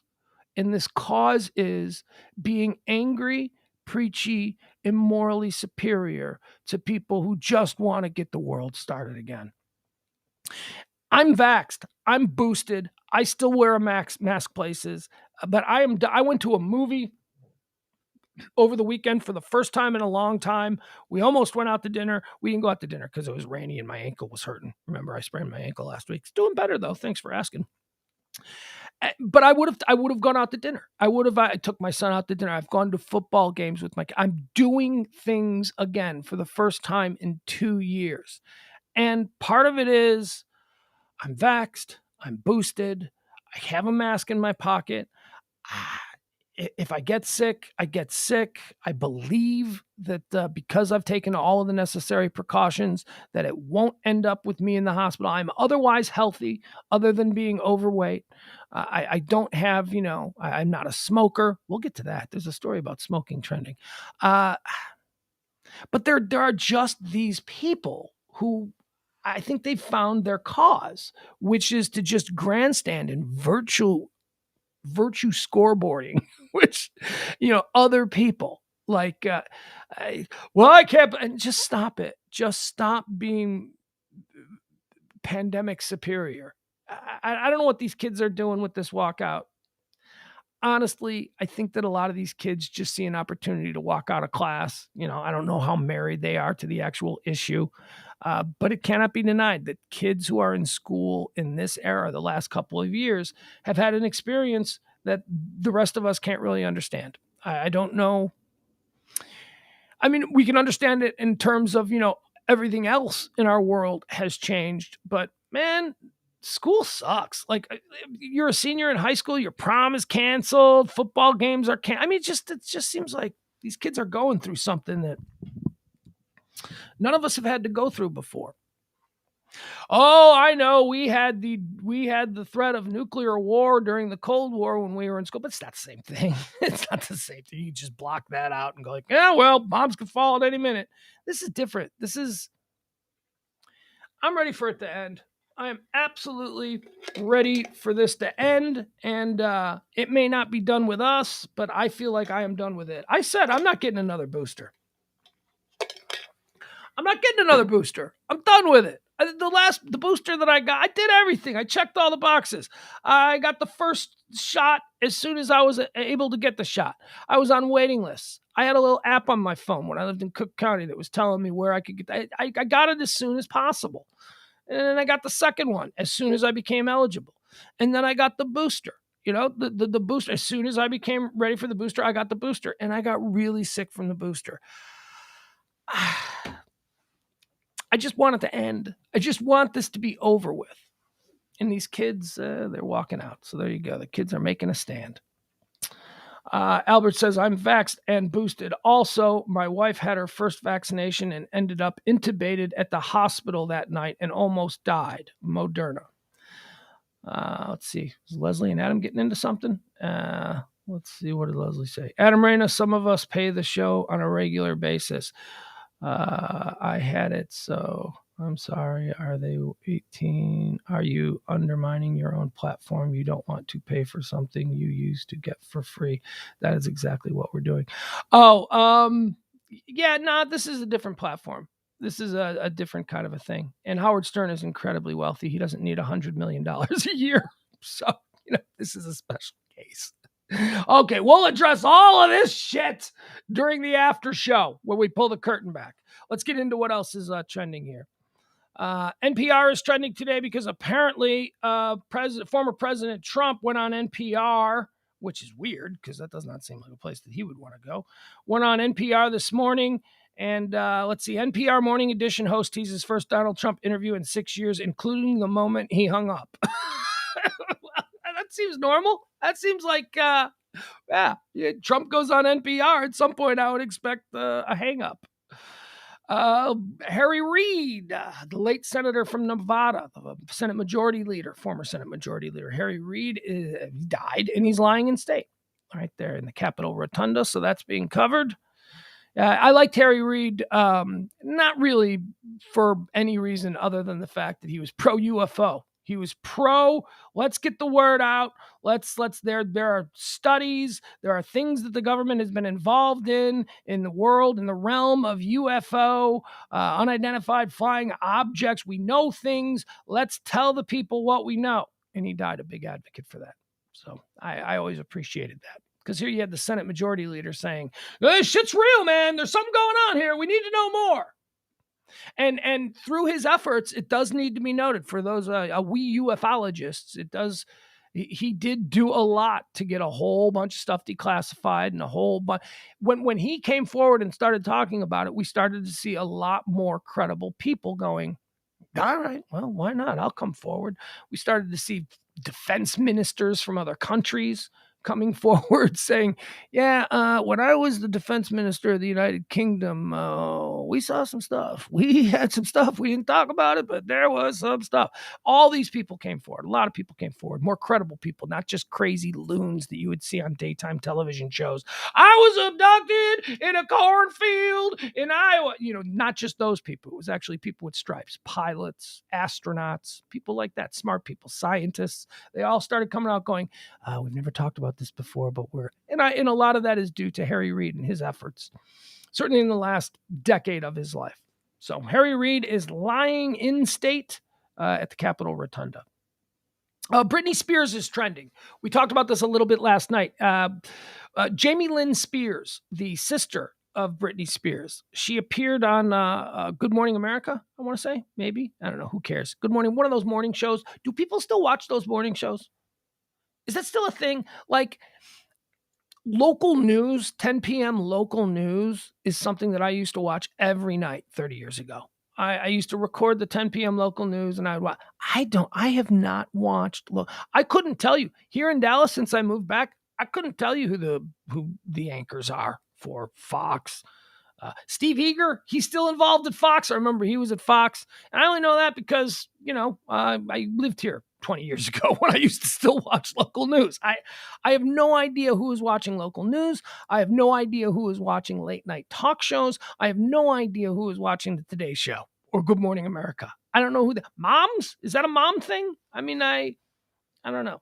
Everything is on demand for me. If I'm watching something early in the morning, actually, you know what? If I am up early in the morning and I'm watching something, it's Good Morning Football. That's my new morning show on the NFL Network. I watch Good Morning Football. I don't really care much about Martha Stewart. I don't really care much about, cooking tips or, whatever. I don't get my news. I don't get my news that way anymore. None of us do. So Britney Spears' little sister, Jamie Lynn Spears, appeared on Good Morning America today, and she talked about, she's got a new book. Oh, she's got a book, of course. It's all about her relationship with her sister, her estranged sister, because Brittany is not hanging out with her family. And why should she? What this family did to her. Britney Spears, of course, we all know she was forced into a conservatorship for 14 years. A conservatorship is where her father petitioned a court and convinced the court that Brittany was whack job crazy and that even though she's worth $100 million, they should be in charge of it. Not her, because she cannot be. This is a grown-ass woman. Whack job crazy? We talked about this a little bit last night. But really, she was amusing in the press, and certainly paparazzi and TMZ had some fun with Britney Spears back in the day. But let's really talk about what she did.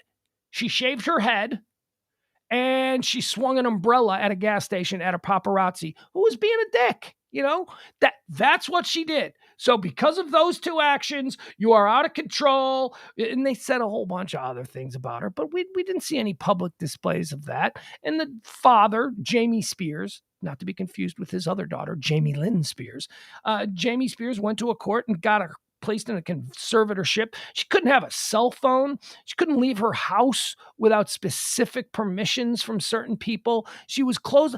This is a woman in her 30s with children who is a pop music icon to a generation. She's worth hundreds of millions of dollars. And her family, this is not a 17-year-old.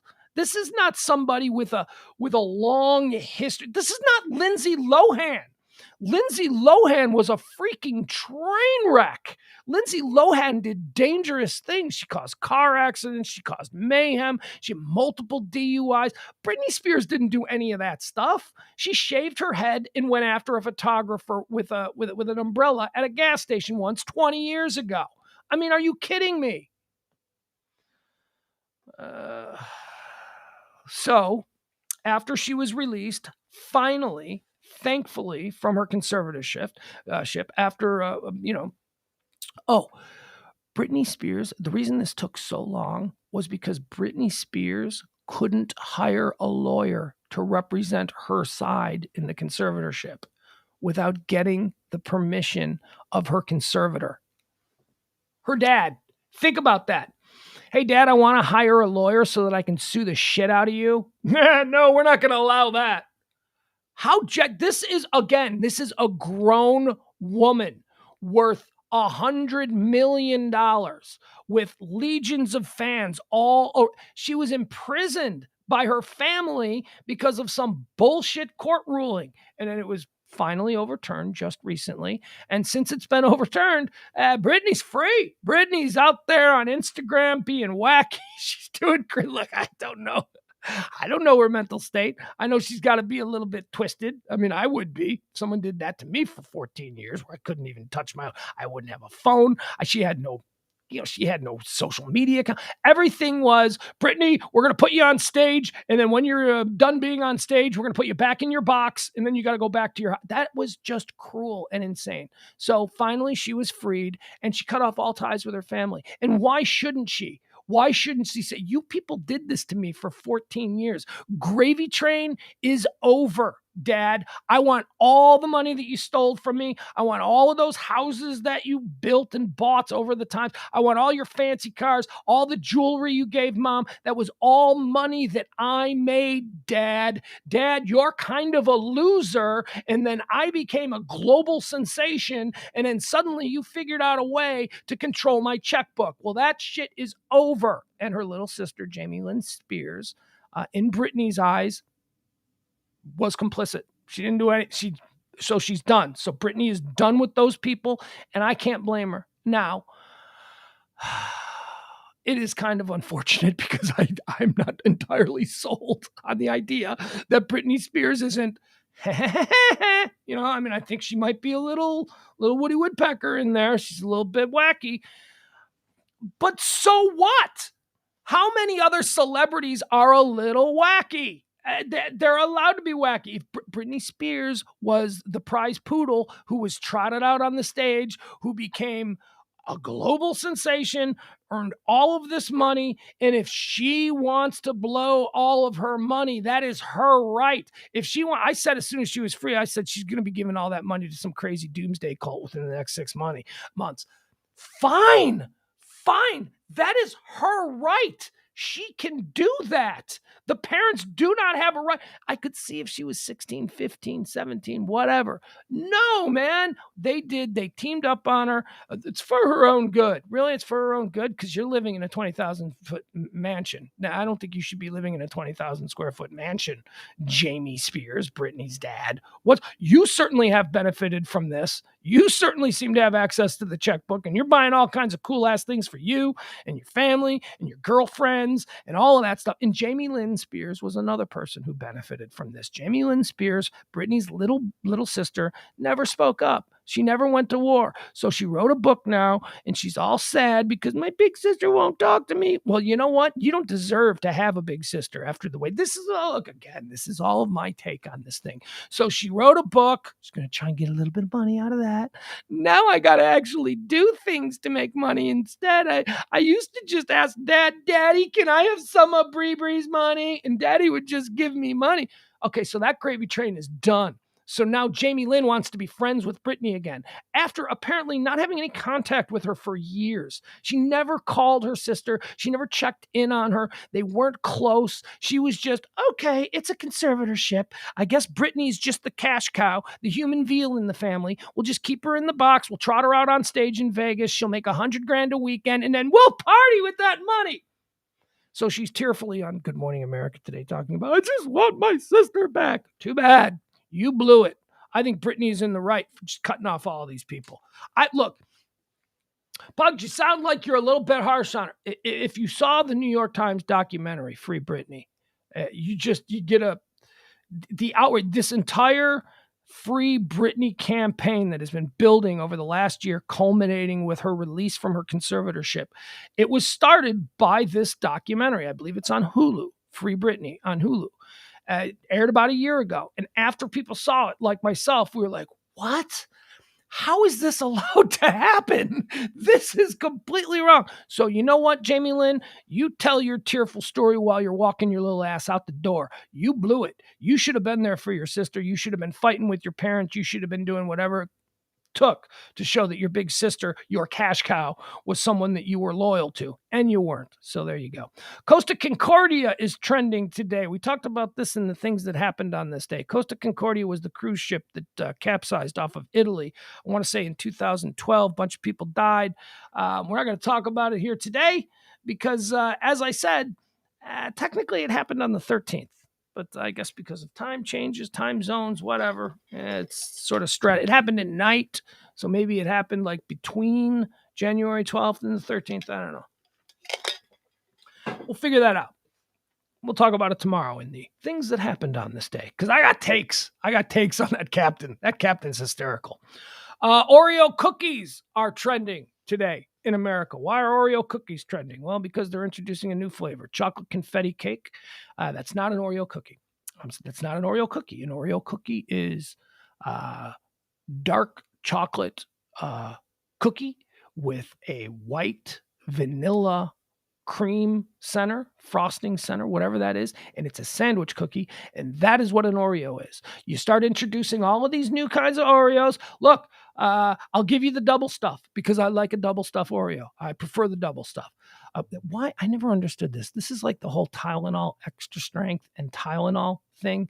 Who with a headache goes to the CVS, sees a bottle of Tylenol, and then right next to it sees an extra strength Tylenol and goes, I don't want my headache to go away that quickly. I mean, why do you even offer? Same thing with Oreos. Why are you offering regular Oreos when you got double stuff Oreos, right? Who's buying regular Oreos when... Well, Pugs, a lot of people don't think that the cream filling is the best part of the Oreos. Then don't buy Oreos. What are you buying Oreos for? If you don't get me started. I could talk about this forever. Do you know what are good Oreos, though? I'll give them credit here. And I don't get, these are not Oreos either. Maybe you get the Oreo brand, like from the makers of Oreo. Have you had the mint Oreos? It's the same cookie on the outside. It's the same black cookie, but the frosting is like a mint. So it almost tastes like those Girl Scout cookies. You know, the Girl Scout cookies that are mint and chocolate. Those are good. Those Oreos are good, but they're not Oreos. They're Mintios. Call them Mintios. From the makers of Oreo brings you Mintios. An Oreo is, again, a dark chocolate cookie with a vanilla filling frosting inside. That's it. That's what an Oreo is. Oh, and you know what else? Oreo with your $4 a pack. You can buy the off-brand. You can buy like Kroger, the Kroger version of Oreos, which is only like $1.50 at the store. Like regular Oreos are like $4. And then right next to them there, you got the Kroger, what are they? Kaleidos. I think they're called Kaleidos or something like that. I love them. They're like half the price and they taste exactly the same. You can't tell the difference between an Oreo and a Kaleido. They're very good. And if you really want to be true to it, you know, Oreo, you know, the Hydrox cookie, you know, the Hydrox that says, oh, Hydrox, that's like the dollar store version of the Oreo. That's not a real Oreo. No. The fact of the matter is that the Hydrox cookie actually came first. The Hydrox cookie is the inventor of that chocolate sandwich cookie with the vanilla cream filling. Oreo, the brand Oreo, came years after the popularity of the Hydrox. The Hydrox cookie, like, you know, your grandma in the 20s or whatever, they were eating Hydrox. And then suddenly Oreo came in and went, we're going to steal everything about that cookie and we're going to brand the out of it, and we're going to make everybody think that we're the original, and they're not. Hydrox is the original. So if you really want to be true to the people who created that magnificent delicacy, the cream-filled chocolate sandwich cookie, you're going to have to pay a little bit of honor, a little bit of respect to the Hydrox.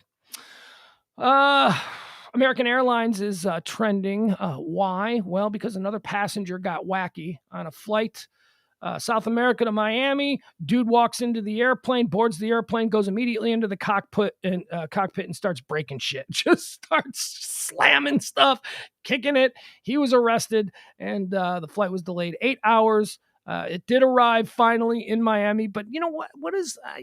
I want a different plane. I don't care what this guy did. I saw he walked in. He should have made a right turn to go to his seat after entering the plane, but he made a left turn and he went straight for the cockpit. And then he started breaking shit in there. I don't want to fly to Miami. First of all, I'm already on a South American flight, right? So I'm a little bit. You know what? We got narco terrorism going on down here. We got all kinds of crap. I'm already a little bit nervous. I just saw some dude start kicking instruments and stuff in the cockpit. I don't want to be on this plane. Get me a different plane. If you're gonna, what was the delay for 8 hours? Did they have to fix stuff? Maybe that was. I don't care. I want a different plane.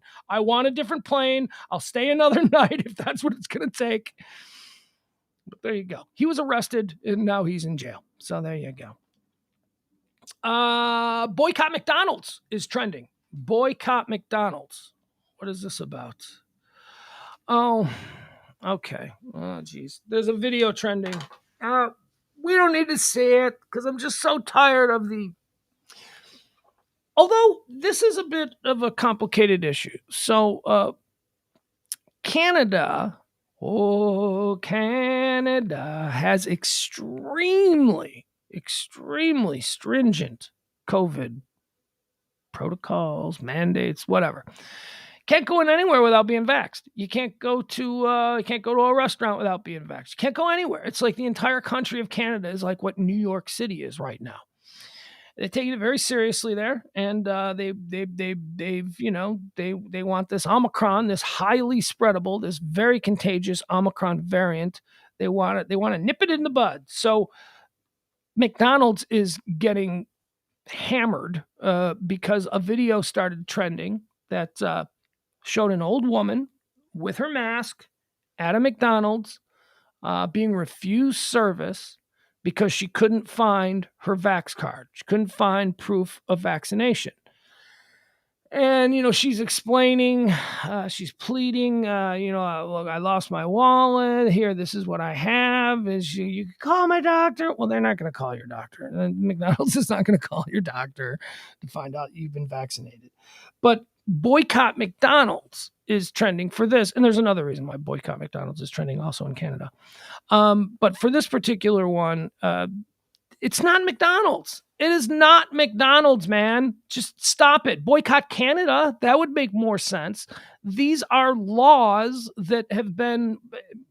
They're not laws, Pugs. They're mandates. Okay, whatever. These are things that we're supposed to, as citizens, follow.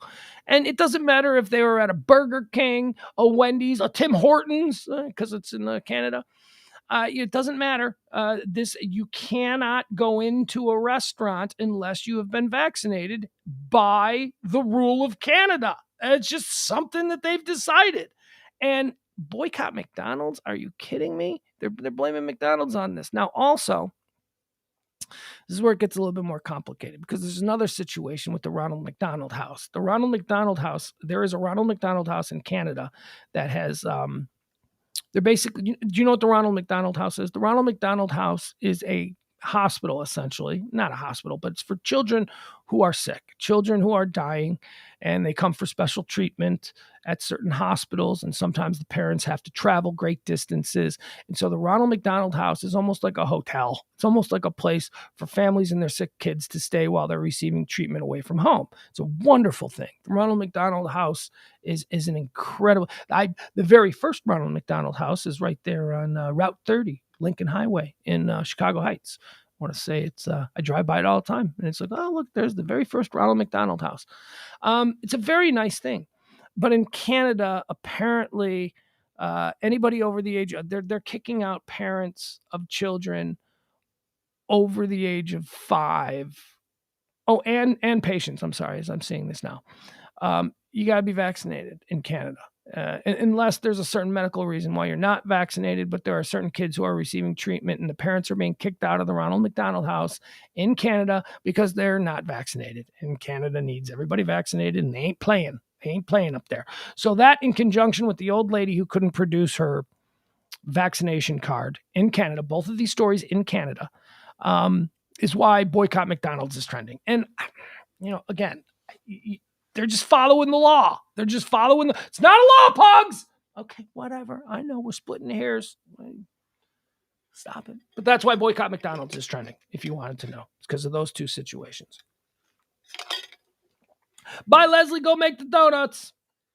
Leslie says she's got to go. She's got time to go make the donuts. Who's making donuts at 1:42? All right. I want donuts. I'm on a diet. Let's see here. 7% is trending. 7% is trending. Prices paid by U.S. consumers jumped 7% in December from a year earlier, the highest inflation rate since 1982. It is the latest evidence that rising costs for food, gas, rent, and other necessities are heightening the pressures on U.S. households. Boy, ain't that the truth, man. Boy. As someone who's on a budget, somebody who shops for food and buys discount meat and stuff like that. I've really noticed it. Things, small things are up, 25% at least. Like something that used to cost $1 is now $1.25. And it's just, I'm done with it. Can't really, no, thank you. It's bad. Gas though, Gas is one that I keep a strong eye on. Gas seems all right. Well, it's not all right. It's, again, this is weird though, because I came from Chicago and I drove an awful lot when I was in Chicago. So I was hyper tuned into gas prices. And the gas prices here in Dallas currently where I'm driving are about 10 cents less than what they were in Chicago when I was driving. Now that's high for Dallas, because Dallas, Texas in general is always much cheaper gas. So for me, I'm not really feeling it as much because it's what I was used to paying for gas. But maybe if you were used to paying, $1.60 a gallon or whatever it is, I don't know, whatever that is, maybe you're feeling it. But I haven't seen gas is not any place I've been. It's not up over 2, is it? Or 3? What is it? Is it 2 or 3? Oh my God, no, I don't. Let's find out what the gas price is here in Dallas. All right, hold on. I'm interested in this. Average price of gasoline in Dallas, Texas.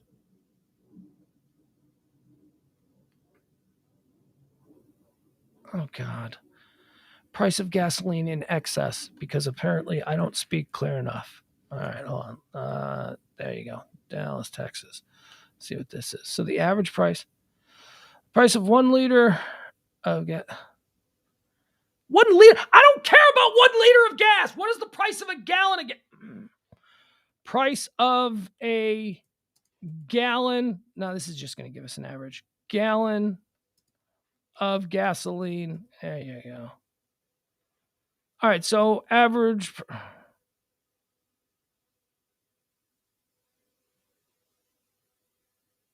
$2.43? That doesn't seem right. You know what? I'm done. I'm not going to be distracted by this. That does not seem right. I don't care. $2.99 is what I've been paying. Okay, so you're just under $3. Yeah, in Chicago, we were up over $3 for a long time. We were just, boy, oh boy. I was working in a restaurant.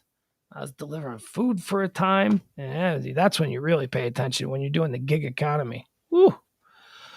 Let's see here. What else do we have? Oh, this is bothersome to me. Smoking is trending.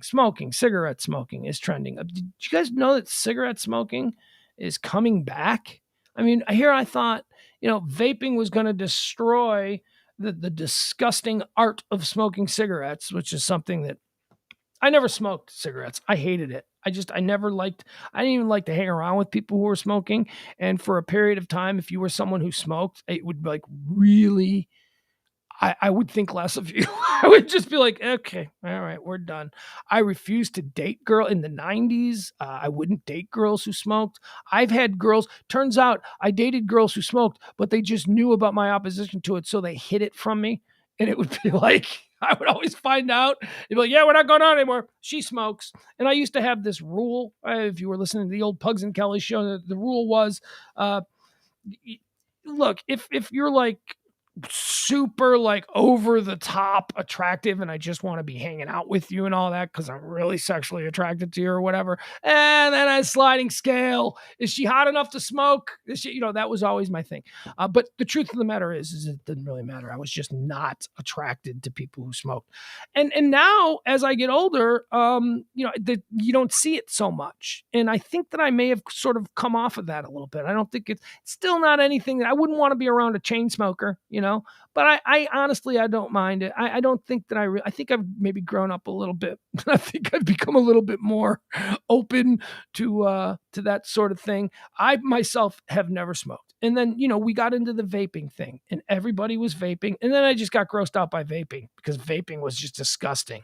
It's like, okay, it's not smoke. It's just your spit. Now it's just your spit. Now it's just the moisture from your mouth that is hanging around. And vaping was gross and vaping smelled funny. And I didn't particularly like the youngsters, the attitude, the way they carried themselves, the whole vaping hipster douchebag thing. I didn't like that. But I do acknowledge that if you're going to be doing if you're addicted to nicotine, as I am, I use little pouches. I don't chew tobacco anymore. Which is good. That was a hard thing to quit, but yeah, I've showed you these before. Do I have them anywhere? I don't have them. Do I have them? I don't have them anywhere. They're not around here. They have these great little nicotine pouches things that you can just put in your mouth, and you don't chew, you don't spit, you don't do anything of that. It gives you I'm addicted to nicotine. And vaping was a safer way, at least we believe. I mean, we don't know. In 50 years, we might find out that vaping is just infinitely worse for you. But in the moment, it seemed better than burning carbon and inhaling it into our lungs. And it seemed like an entire generation had stopped smoking cigarettes, and they were all just vaping. Remember when there were like every rich kid who was a loser, who had a dad with money, would convince his dad, let's open up a vape store next to the Payless, in the strip mall. There were vape stores everywhere. And then they all started going out of business because there was a vape store every 15 feet. I love that. What's going to make your vape store better than the one right next door? It's like both of everything. And it was all run by just insufferable hipster douchebag kids. Welcome to my vape store. Nah, shut up. Your vape store is stupid.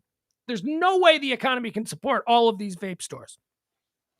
So an entire generation of kids were vaping. And that became a thing. Well, guess what? That's now like 10, 15 years ago. Those 17, 18-year-old kids who were the first wave of the vapors, they're now oldsters. They're like now old 30-year-olds. They're like not cool anymore. So what we're seeing is a rebound effect. Teenagers are now, in order to be interesting, are going back to smoking. They're going back to smoking actual coffin nails. They're smoking them again. The cancer sticks. Because they're interesting, because they're kids, and they're indestructible, and they can't be knocked down. They're going to live forever, and so why not?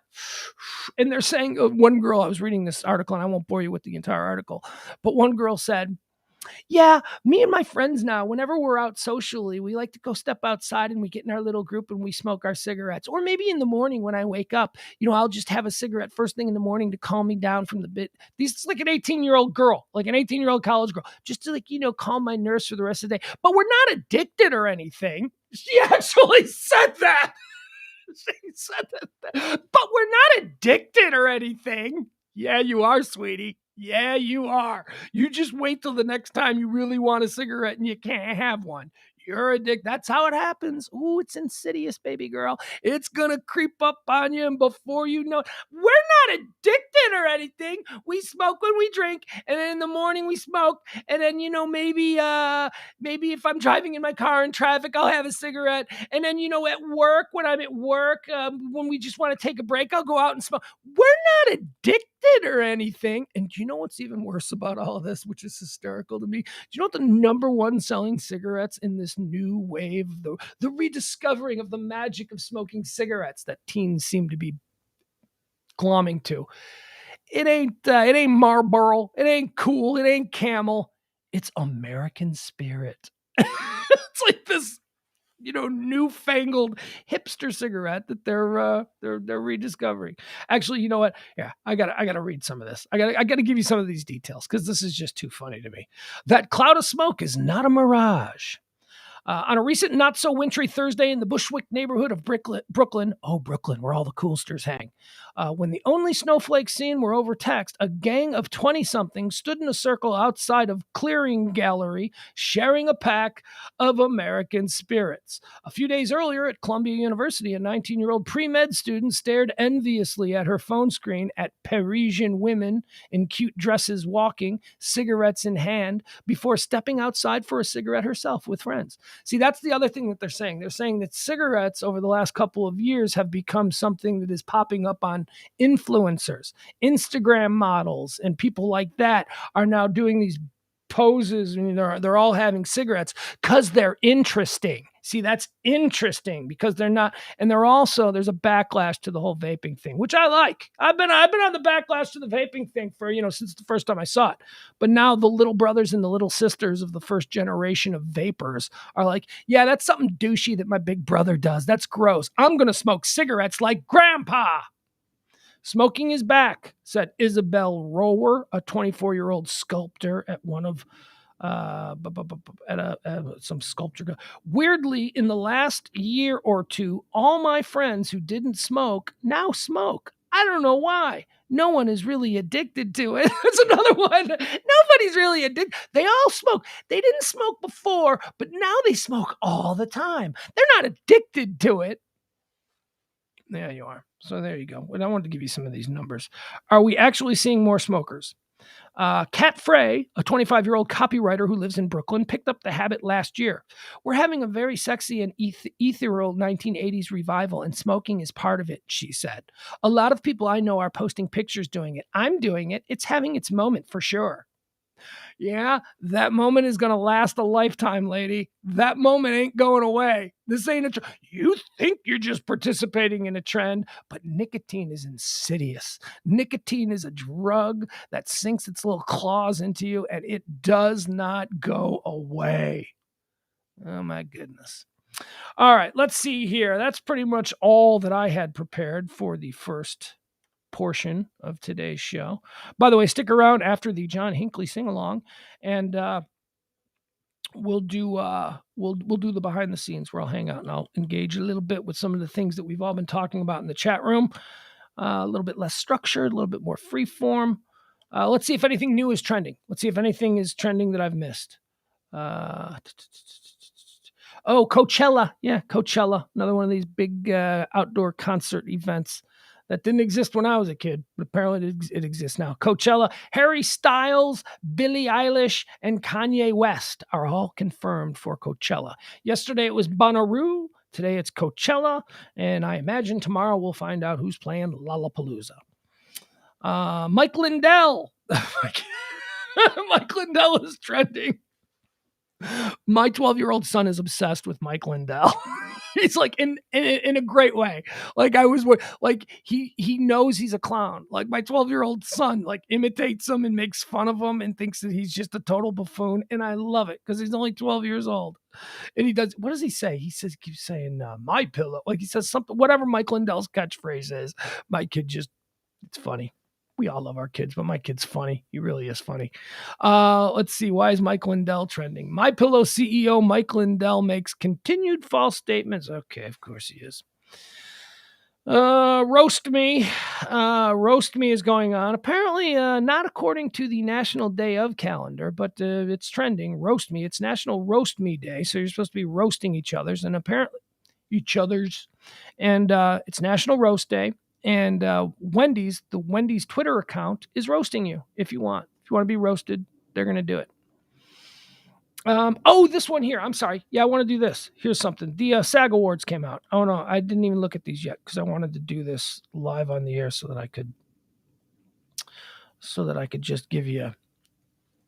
We had the Golden Globes. We went through that. I just want to see what Screen Actors Guild Awards. Those are the awards for Prince Andrew. Where is it? I can't find it. It's got to be here somewhere. You know, when I was putting this together, I put the Screen Actors Guild nominations aside because I was like, that's not something I want to take up a whole lot of time with. I just want to go over it. So I put it to the side, and now I can't find it. Oh, there we go. All right, so yeah, let's see. I just wanted the Screen Actors Guild. They do the it's who the actors are nominating for the best actors of the year in films and in TVs. So let's see what got nominated. A lot of times it's different than some of the other ones, like the Golden Globes or the Academy Awards. So it's always a bit more. I always find that it's a bit more in line with what I like. Film categories, outstanding performance by a cast. That's the other thing they do. They don't just give individual awards for movies, or maybe they do, but they also award a cast. Like if an ensemble of a film is really good, they give that. So outstanding performance by a cast in a motion picture, Belfast. That's the new Kenneth Branagh movie, which I'm planning on watching. Coda. Don't know what that is. Don't Look Up. Don't Look Up, man. That's good cast. That's Cate Blanchett, Timothée Chalamet, Leonardo DiCaprio, Ariana Grande, Jonah Hill, Jennifer Lawrence, Melanie Linsky, Ron Perlman, Tyler Perry, Mark Rylance, Meryl Streep. That's a big one, man. House of Gucci. Also, House of Gucci got kind of shut out in the previous awards. But House of Gucci, the cast is nominated here. Adam Driver, Lady Gaga, Salma Hayek, Jack Houston, Jeremy Irons, Jared Leto, and Al Pacino. Woo! You do head-to-head with Don't Look Up. I don't know. For every Al Pacino, Don't Look Up, we'll give you a Meryl Streep. For every Jeremy Irons, Don't Look Up, we'll give you a Kate Blanchett. That's a good one. King Richard is also nominated. That's the movie about the Williams sisters, Serena and Venus. John Barenthal, Tony Goldwyn, Demi Singleton, Will Smith. All right, I don't know. Don't Look Up. I like Don't Look Up. I like that cast. We'll go with that. Outstanding performance by a female actor in a leading role. Jessica Chastain. Okay, this is a good one. Jessica Chastain for The Eyes of Tammy Faye. I love that movie. Did you guys see The Eyes of Tammy Faye? I love Jessica Chastain. And it's National Ginger Day, National Kiss a Ginger Day. Boy, I'd like to kiss her. She's so pretty. Jessica Chastain is an amazing actress, and she was so good as Tammy Faye Baker. Olivia Colman. She's my queen in The Crown. I talked about her. She's nominated for The Lost Daughter. Lady Gaga, knocking it down for House of Gucci. Jennifer Hudson for Respect. That's the Aretha Franklin movie. And Nicole Kidman for Lucy in Being the Ricardos. Nicole Kidman was really good. But Jessica Chastain, The Eyes of Tammy Faye, she was so brilliant in that. Outstanding performance by a male actor in a leading role. Javier Bardem as Ricky Ricardo in Being the Ricardos. Benedict Cumberbatch for The Power of the Dog. Andrew Garfield for Tick, Tick, Boom. Will Smith for King Richard. Denzel Washington for The Tragedy of Macbeth. Yeah, I don't know. I haven't seen enough of those to really give you an answer. Female actor in a supporting role. Kate Blanchett for Nightmare Alley. Kirsten Dunst, Power of the Dog. Ruth Negga for Passing. Catriona Balfe for Belfast, and Ariana DeBose for West Side Story. I haven't seen any of these yet, but Ruth Negga nominated for anything gets my vote. Ruth Negga is a baller, man. She can act. God, do I love Ruth Negga. She is terrific. Outstanding performance by a male actor in a supporting role. Ben Affleck, Tender Bar, Bradley Cooper, Licorice Pizza, Troy Kotsur, Coda, Jared Leto, House of Gucci, and Cody Smith McPhee, Power of the Dog. No idea. Outstanding action performance by a stunt. I don't care. Do we care about stunt performances? TV. We all watch TV, so we probably see more TV than we do this. So outstanding performance by an ensemble in a drama series. Handmaid's Tale. I don't really watch that.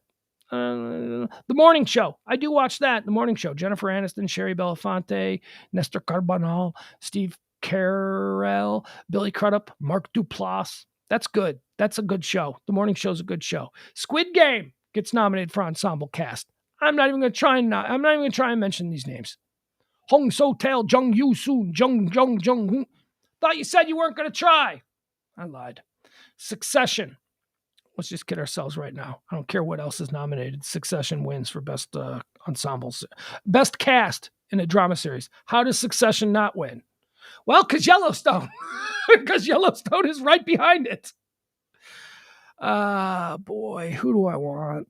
Succession or Yellowstone? You know what? Succession has a trophy case that is ridiculous after only 3 years. They've won everything for the last couple of years. Yellowstone has been totally ignored for 4 seasons now, and this is the first time it looks like Yellowstone is getting a little bit of love. Yellowstone for best outstanding ensemble cast. Outstanding performance by a male actor in a drama series. Brian Cox, Succession. Yeah. Billy Crudup, The Morning Show. Yeah. Kieran Culkin for Succession. Yeah. Lee Jung-jae for Squid Game. Jeremy Strong for Succession. Yeah. It's all Succession, except for 2. All right. Jeremy Strong, who plays Kendall Roy. Doing the best acting on television. I keep saying that. Jeremy Strong as Kendall Roy is amazing. Outstanding performance by a female actor in a drama series. Jennifer Aniston, The Morning Show. Jung Ho Young, Squid Game. Elizabeth Moss, The Handmaid's Tale. I don't like her. I don't know what it is. Sarah Snook, Succession. Yeah. Reese Witherspoon, The Morning Show. Sarah Snook, Succession. She won the Golden Globe the other night for the same role, so good for her. Outstanding performance by an ensemble in a comedy series. The Great. Don't know what that is. Kaminsky Method. Seems like I need to be over 65 to watch the Kaminsky Method. I might be wrong, but whatever. Michael Douglas, there's people, whatever. Haley Joel Osment, Paul Reiser. There's good people in it. Kathleen Turner. Only Murders in the Building. Ted Lasso. Ted Lasso, best comedy ensemble by far. Gotta be. Best performance by a male in a comedy series. Michael Douglas, the Kaminsky Method. Brett Goldstein, Ted Lasso. Yeah. Roy Kent and Ted Lasso, must win. Steve Martin, Only Murders in the Building. Martin Short, Only Murders in the Building. They're going to cancel each other out. Jason Sudeikis for Ted Lasso. Sorry, Jason, you win a lot, but it's got to go to Roy Kent from Ted Lasso. It's got to go to Brett Goldstein. Outstanding performance by a female actor in a comedy series. Elle Fanning, The Great. Sandra Oh, The Chair.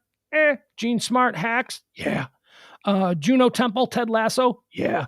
Hannah Waddingham, Ted Lasso. Yeah. Well, I think Ted Lasso girls are going to cancel each other out. Gene Smart, National Treasure for Hacks. She won the Golden Globe the other day. Outstanding performance by a male actor in a television movie or limited series. Scenes from it, I don't care. Michael Keaton, right? He's nominated for this for Dope Sick. Dope Sick was good, so let's hope that he wins that one. Outstanding action performance by a stunt on stunts. Look, I appreciate that you're giving a little bit of love for the stunt people, but I don't really care about that. So there you go. Those are the Screen Actors Guild Awards. We're going to take a quick little break here. I'm going to play, hold on. Let me go back here. Sorry. We're going to play our closing theme, and then I'll come back and we'll do a little bit of talking about, I'll go through the chat room. We'll figure out all of that stuff. We'll discuss some of the things that you've commented on. I apologize. I do this show. I'm not really able to pay attention to you in real time because I'm zoned in, baby. I am in the zone. I'm trying to find, I just ramble. And I ramble. At some point, Spotify's got to start working better for me. It takes forever. It's taken 45 seconds at least to get this damn Spotify app to pull. Oh boy. Guess what I'm going to have to do? The dog is on the back porch barking. We've got this a-hole neighbor who's a doctor, Dr. Snotface. And if that dog goes out on my back porch and barks once, he calls animal control. Can you hear it? She's barking. I got to go get that under control. Poetry, I have got my songs to see me through the lonely nights. Help me to be strong. I am like the dancing I'm producing on the fly. Trained to be the best. I am on a never-ending quest. I can smile a little now. Things are going good. I always had to be on guard. That is understood. It has been a journey, a multi-answer test. I am on a never-ending quest. Even though I shit on Howard Stern for taking $100 million from Sirius, you can still support the show in any way that you see fit. Actually, the way that I would prefer you support the show is with some cash. We also take Bitcoin. Oh, I haven't checked on the Bitcoin lately. Let's see how Bitcoin is treating me. I was given a couple of rubles from my Bitcoin account.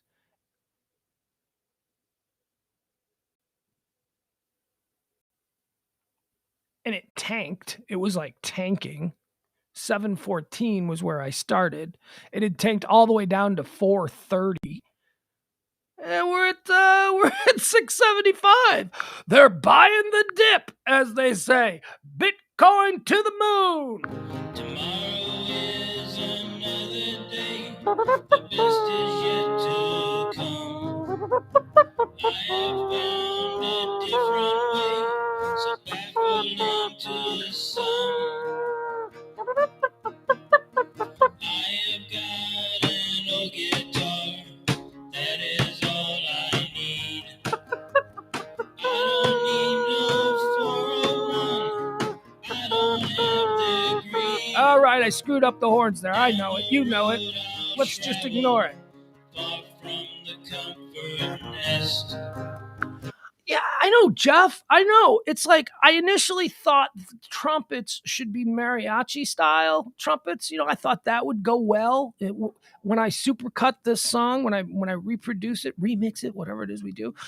But I can't help it. I cannot do mariachi. Oh, I gotta get the dog. It's Beatle horns. It's Beatle horns or bust. I am on a never-ending quest. All right, I gotta go do the dog. Dog's being an asshole. Enjoy. I'll be right back. I have found a different way, so baffling to some. Whoa! I can smile a little now. Things are going good. I always had to be on guard. That is understood. Down the road I'll travel from the comfort nest. I am on a never-ending quest. I am on a never-ending quest.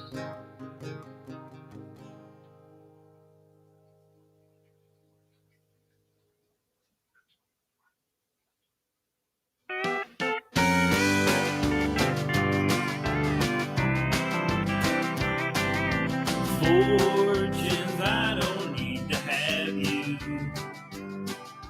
You don't ask that much of me. Hey, you guys got a little taste of we've got that certain chemistry. Cause we have got that chemistry. I close my eyes. All right. That's enough, Johnny. Don't give me those eyes. Yeah, you lay there. You lay there. You do not get the bed. Dog is. I yelled at her. You probably heard it. All right. Hi, everybody. Let's go back into the chat, see what we've all been talking about here. Hold on. Ah, boy. First of all. Okay. Go back to the start of the show.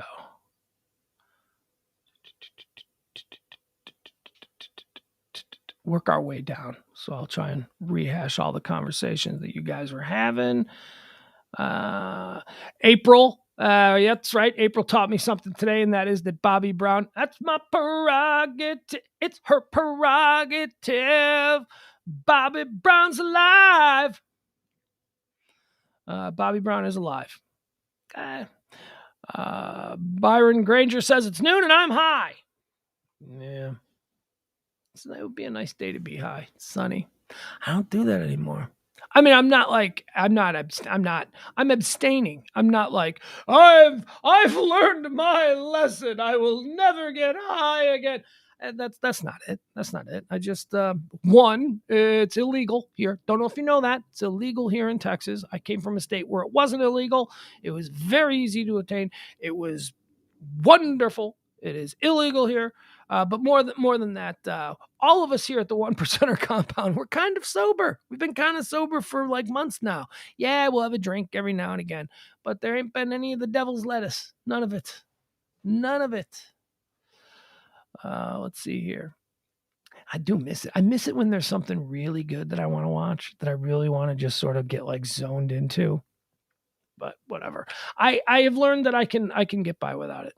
I don't need nothing. Tom Beller, my boy, he says he's looking forward to spring break. Okay, apropos of nothing. Jeff Glenn, my moment of joy is the story about Dusty Talavera. She's the lady in Colorado who saved the 3 kids who broke through the ice from drowning. God bless Dusty Talavera. She's not trending. I don't know who she is. I don't know, but that sounds like a great story. I fell through ice once, boy. Well, I mean, I've fallen through ice many times. I mean, that just at least once a year I fell through ice. But I once really fell through ice where I went under like where I was under, and then I had to pop back up. And luckily the hole that I fell through was big enough where I could see it when I was under, because boy, when you fall under that is, I still have nightmares about that. This probably happened to me when I was 10, 11, 12 years old, something like that. And I fell completely under the water. And I remember looking up and I could see the foot. I'm looking up at my friends. You could see them. You could see their foot. You could tell where they were. And I just bounced right back up. Luckily, the water wasn't that deep, and I was able to touch the bottom and then just like shoot right back up. And the hole was big enough. But, they say you fall through ice on a river, or you fall through ice on a larger lake or something like that, you get disoriented almost immediately and you can't find the hole. Oh, have you ever seen The Omen? I think it's The Omen, Damien Omen 2 or something, where they're playing hockey on the lake. And the person falls through the lake, and the current underneath the water starts to take them away from the hole. And they're like banging on the ice, and they're trying to falling through the ice is not fun, man. My dog almost killed me once. My dog fell through the ice, and she fell in, and she was panicking, and then I had to go and grab her. And if my dog, which was only like 100 pounds, she was probably 80 pounds. My dog was like 80 pounds. If she fell in, what do you think old 220-pound me is going to do? Oh, that was a horrible situation. Got her out, though. She was fine. She's a husky. She was used to that kind of cold. Let's see here. Yeah, Tom, it was in the ponds by my condo that I fell through. Yeah, that's where it was. It was the one by the tennis court. The one behind the pool, not the big one on the other side of OBD, but Orland Brook Drive. Not the big one, but the smaller one. Over in like the little lagoon area. Oh, it was so scary. Let's see here. April Michelle telling me that Joe Namath is 78 years old and very much alive. Today, the anniversary of him winning the Super Bowl against the Baltimore Colts. Good for him. Albert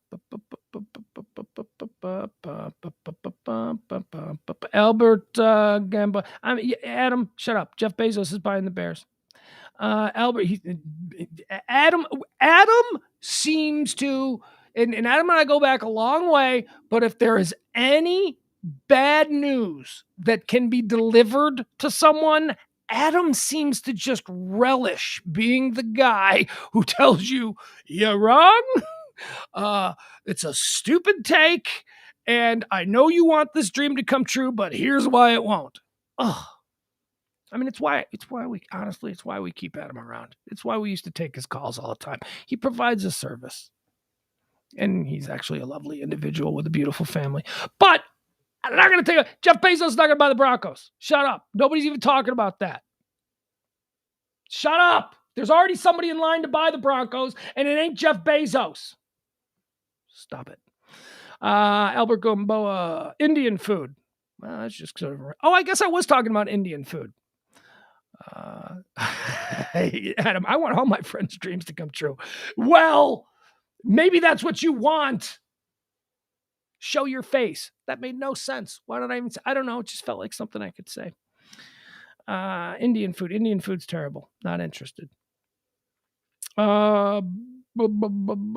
Indian food. Jeff Glenn. You know what, Jeff? You know what you are? I don't need two of you. I got Adam. I don't need you two, Jeff. I don't need you being the contrarian. I don't need this in my life. Jeff Glenn says Indian food is delicious. It is typically spicy, but not everything is spicy hot. You might be right. I'm just actually teasing about Indian food. Maybe I just went to a stupid Indian food restaurant. But I had one experience with it, and I was like, this sucks. Again, ended up in the Whataburger drive-thru. Leslie said, Marzipan is almost paste that tastes like glue. Well, it is Happy Marzipan Day. It is National Marzipan Day. Marzipan? Marzipan. It's made with honey. Ugh, again, honey is bee vomit. No, thank you. Steve Eaton says marzipan sounds like the name of a controlled substance. Doesn't it? It sounds like. Adam says Paul Varghese, noted local comedian, told him the difference between Indian food. Well, what did he tell you? I'm interested to know. Because look, I am not a food snob. I am a foodie. I will eat whatever the hell they put in front. I will try just about anything, and then I will tell you truthfully what I think. So, and I understand that maybe I'm not all that. There was another thing. I think. Okay, so when I was eating the Indian food, the waiter had body odor, and that kind of like ruined. It felt like we were off to a really bad start. I don't even know if it was body odor, but there was like some kind of unappetizing smell emitting from the waiter at this restaurant that I was at. And that sort of just ruined everything. I couldn't enjoy. Let's see, what else do we got? That's racist, Pugs. What do you mean Indian people have body odor? No, you're being racist. I never said what the ethnicity of the waiter was. I was in an Indian restaurant, but it doesn't mean that they just hire Indian. And now I'm not going to tell you. Now I'm just going to let you be confused. Now I have no desire. I could very easily tell you that it was a normal white dude, but I won't. I will let you just sit in your racist accusations against me. Yeah, Indian food. I guess Leslie's talking about Indian food. She says it's big in Europe. It is Indian and Pakistani and all that kind of stuff, especially in the UK. Huge Indian food everywhere there. There goes Albert being programmed. We already addressed this. Candy corn does not suck, Albert. You suck. Candy corn does not suck. Adam says that Paul Varghese taught him that Northern Indian food is far less spicy. Southern is spicy AF. So Northern Indian food is less spicy, but still spicy. I don't know. I just thought it was all spicy. And I don't mind spicy as long as there's, like, I'll tell you my favorite. Is this spicy? Like we did my favorite flavor combination draft the other day. And I said that my number one pick, my favorite flavor combination is wasabi and soy. That mixture, man, you could dip anything in wasabi and soy, and it is just delicious. But is that spice? Is wasabi spicy? It's hot. It's like horseradishy. Is that the same as spicy, or is there a different? I don't know. We're not going to figure it out today, folks. We're just not gonna. Albert says, I was talking about how I like Ambien. He says Soma is great if you need to get, I don't know what Soma is. I don't know. He says it tastes like crap. So, okay, never mind. You know what doesn't taste like crap? It is awesome to fall asleep. Ambien. Doesn't taste like crap. Steve, my man Steve, says that black licorice should be banned. You should be banned, Steve. You! Candy corn is tasteless and not worth the calories.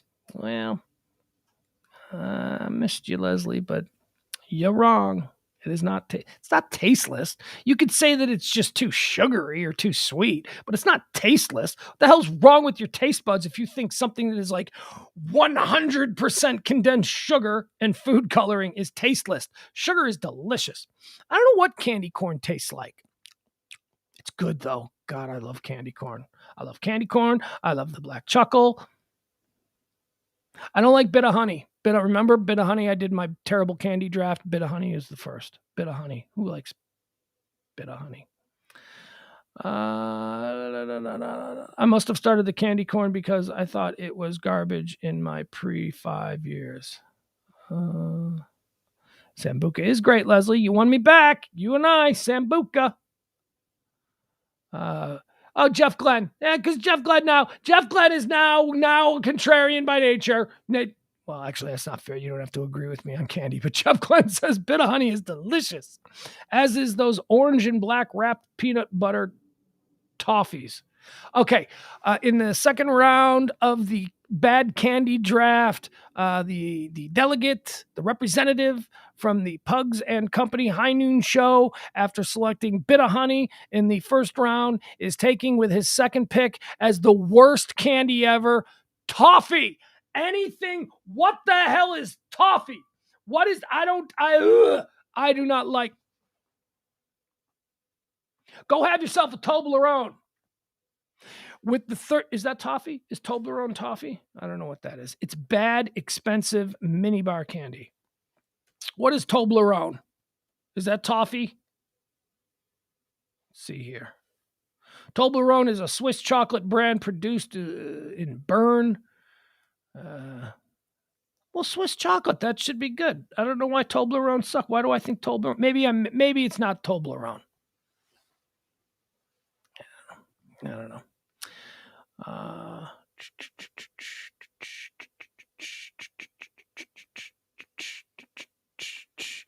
Albert Gomboa says that Jägermeister is cough syrup. Yeah, man. You know what? I have never. Look. I was, a bartender, hanging out in bars and all that kind of stuff. And anybody who's familiar with, I used to hang out in bars. I was friendly. I was Mr. Happy Go. Hey, let's go to the bar. I hated the whole Jägermeister movement when everybody was like, Jaeger shots, Jaeger bombs. I'm like, ew. And I just sit there and sip on my whiskey. I am not drinking that garbage. It's too sweet. It's too. I don't need that. I don't need anything. It just seems like you're asking to vomit in the parking lot after closing time. When you're doing Jaeger shots, it's like you're just tempting your body to go, nope.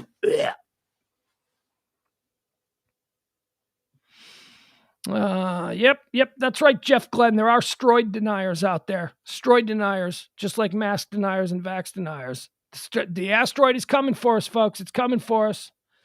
My buddy Tom says, I'm a middle school science teacher. Not only do I talk for 6+ hours a day, I also have to manage the ridiculousness of science deniers indoctrinating their children. A few years ago, I had to deal with the kids that all were on Kyrie Irving's side of the flat earth argument. Oh my God. That is...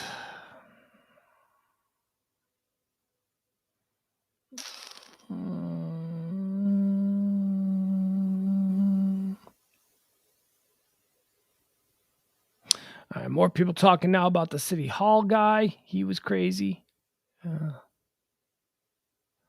Jeff Glenn with a good a good comment on The Crown. I say, I love Netflix The Crown. It's a history show. It's a historical show.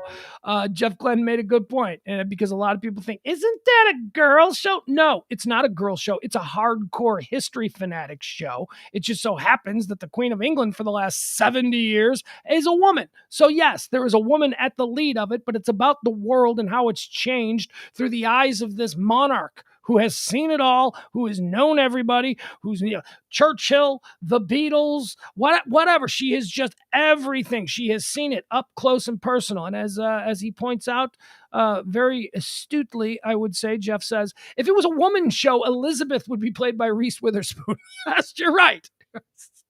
Dumb.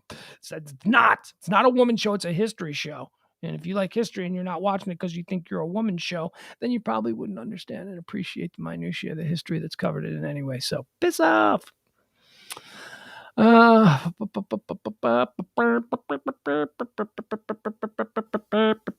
don't know, Leslie. That's my point. Why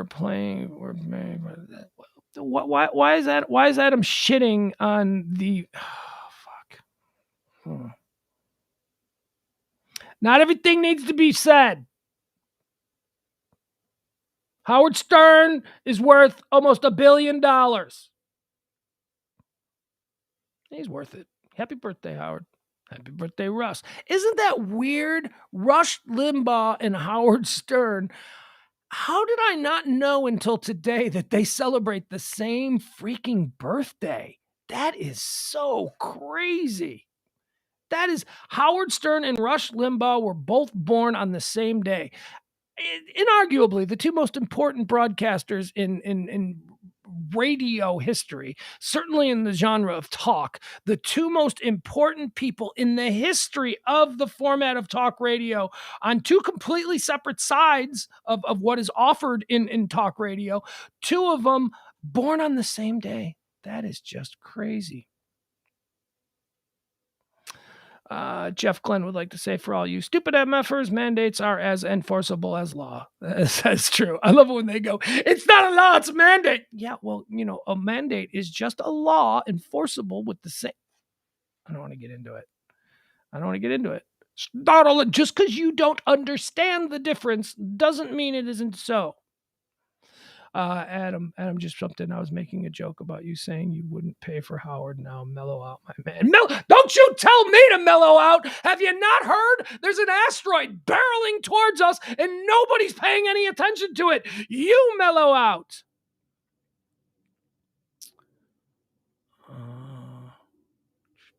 What else do we have here?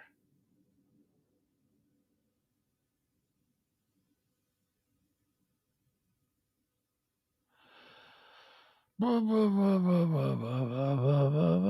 right, that's it. We're done. We're good.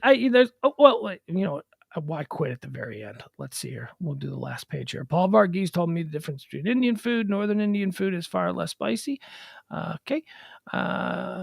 You know what, Adam? I'm glad that you told me that. In fact, I asked you for that information, and now, and not your fault, I'm not saying it's your fault, but now that I have the information about Northern and Southern Indian food, something's got to go. Something in my brain has got to go. Because I've committed that little factoid to memory, I'm at the age now where I guess I'm out of space up there. Last night, I struggled for 10 minutes to remember what the name of the little refrigerator is called in a hotel. Minibar was no longer in my head.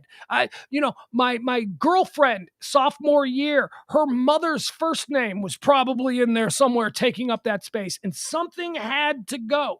And now I've got this Indian food information, and I don't know what's going. Something had to go. And at the least opportune moment, I'll probably realize which one had to go, which one disappeared. You guys. Here's one that I didn't mention. I don't know why I skipped over this. Girl Scout cookies is trending. Girl Scout cookies is trending today. Okay, let's pretend like we're back in the show. I skipped over it. I don't know why I did. Girl Scout cookies are trending. You know why? This is so cool. You can now buy and order Girl Scout cookies on DoorDash. How good? Now, I don't know how this works. I don't know if you order from specific kids in the neighborhood on DoorDash or whatever, but what a great idea that is. I love Girl Scout cookies. Here, well, let's see what this is. Maybe they'll explain it, because I saw this trending and I went, that is a wonderful idea. I love Girl Scout cookies. I love them. Oh, also, can I tell you? I don't know. Maybe it only comes out this time of year. If it is, then you got to run to the store and buy it right now. There is a limited time cereal, breakfast cereal, Girl Scout cookie Thin Mint cereal. Or is that what they're called? Thin Mints? I don't know. Whatever. Girl Scout cookie chocolate cereal is so good. Comes in a big green Girl Scout looking, it looks like a box of Girl Scout cookies, but it's a cereal box, and it's just tiny little chocolate things flavored like those Girl Scout cookies. And oh my God, it is the best breakfast cereal ever. Hey, I pulled this up and there's actually a picture of it. It's Thin Mint cereal. Girl Scout Thin Mint cereal. I clicked on the Girl Scout cookie thing, the story about how you can order it now on DoorDash. And the first picture that comes out is a box of Girl Scout cookie cereal. So maybe it's more of a common thing. I used to get it. They used to have it at the Walmart by my house back when I was living in Chicago. There may not be a better combination of the words than the start of Girl Scout cookie season, other than maybe your Girl Scout cookie order is here. The Girl Scouts of America kicked off the 2022 cookie season on Tuesday, and this year it'll be easier than ever to get your annual fix. In a press release, the Scouts said that depending on local data and mandates, those iconic in-person cookie booths may be back, but online ordering will still be available too. And in addition to their hybrid sales approach, Girl Scout cookies will be available for delivery through the DoorDash app. That's right. You can have trefoils and tagalongs brought almost directly to your couch. You can also use the app to arrange a pickup from a local cookie booth location. That's awesome. That's a proper use of technology. Be able to order Girl Scout cookies on DoorDash. That's the best. You don't have to get up off the couch. You don't have to look at a little kid standing there on your porch. Although that's pretty cute. You know, when they come to the door, Mister, would you? That is so cute. All right. So maybe DoorDash, whatever. It's more convenient, not as cute. That's it, folks. I'm gonna make some ramen. I'm gonna have some ramen, and I'm going to go out for a run today because it's nice. My ankle. All right, truth be told, I'm not going out for a run. I'm going to go out for a walk. I'm going to get my steps in today. I don't know that my ankle, which I sprained last Wednesday, a week ago today, I don't know that my ankle is 100%. I'm not limping as much anymore. The swelling is down. The black and blue is fading, so it's actually feeling okay. So I'm going to go and I'm going to get back my workout on because I am on a serious new, taking my health serious for 2022, just like I've pledged every year to this point. We'll see how it goes. But I'm gonna have some ramen. I'm gonna have some ramen for lunch, which 400 calories. It's all right. I'm counting calories. That's okay because that's gonna be really all I eat until I eat a big bowl of vegetables tonight at like 8:00. But you want to know my trick? Here's how I jazz up ramen. I already told you my favorite flavor combination. So I make the traditional ramen noodles. And then I like to take you cook up some Brussels sprouts in the microwave, and then I chop up the Brussels sprouts and I throw them in there. So now it's ramen noodles and Brussels sprouts. Now it's getting a little bit more than just the noodles. And occasionally, maybe if I have some of that crab, the imitation crab meat, I'll throw some of that in there. That's really good. But here is the magic sauce. I talked about my favorite flavor combination. I take a little bowl, I put some wasabi in a bowl, I pour a little soy sauce in the bowl, I mix it up, I make the wasabi mixture, and then I pour it in the soup and mix it up. And oh my God, is that good? It is so good. Throw away the spice pack in the ramen and season it yourself. Yeah, you know who does that? My 12-year-old. I don't do that. I like the spice pack. I like the beef broth flavoring. Otherwise, it's just, what am I just going to... Oh, stop it. You can still additionally season it yourself. But I'm not throwing that away. My kid does that. My kid, I just like the noodles. Oh, yeah, that's right. You're 12. You have the worst taste. All 12-year-olds have the worst taste buds on the planet. I just want buttered noodles and chicken sticks. That's it. That's all you want? Really? Oh, this is gross. What is it? Lobster. Ew, it's gross. 12-year-olds.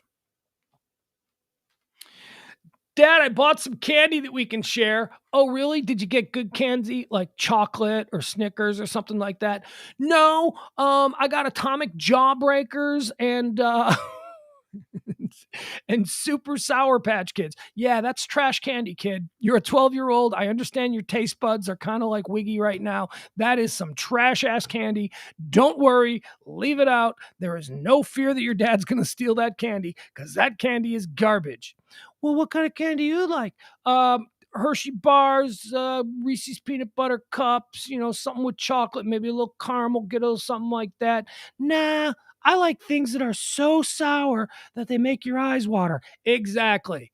Dumbass kids. Dumbass kids have no... At some point, the taste buds will kick in and they'll start to appreciate, better things, but that ain't now. All right, bye, everybody. Hope you can come back and join us tonight for Pillow Talk. Again, the Pillow Talk show is only promised as a 1-hour show. It was promised as a 1-hour show last night, but it went 2 hours. So come join us. We'll talk. We'll have guests. We'll do a little bit more of, comfortable, conversational kind of stuff.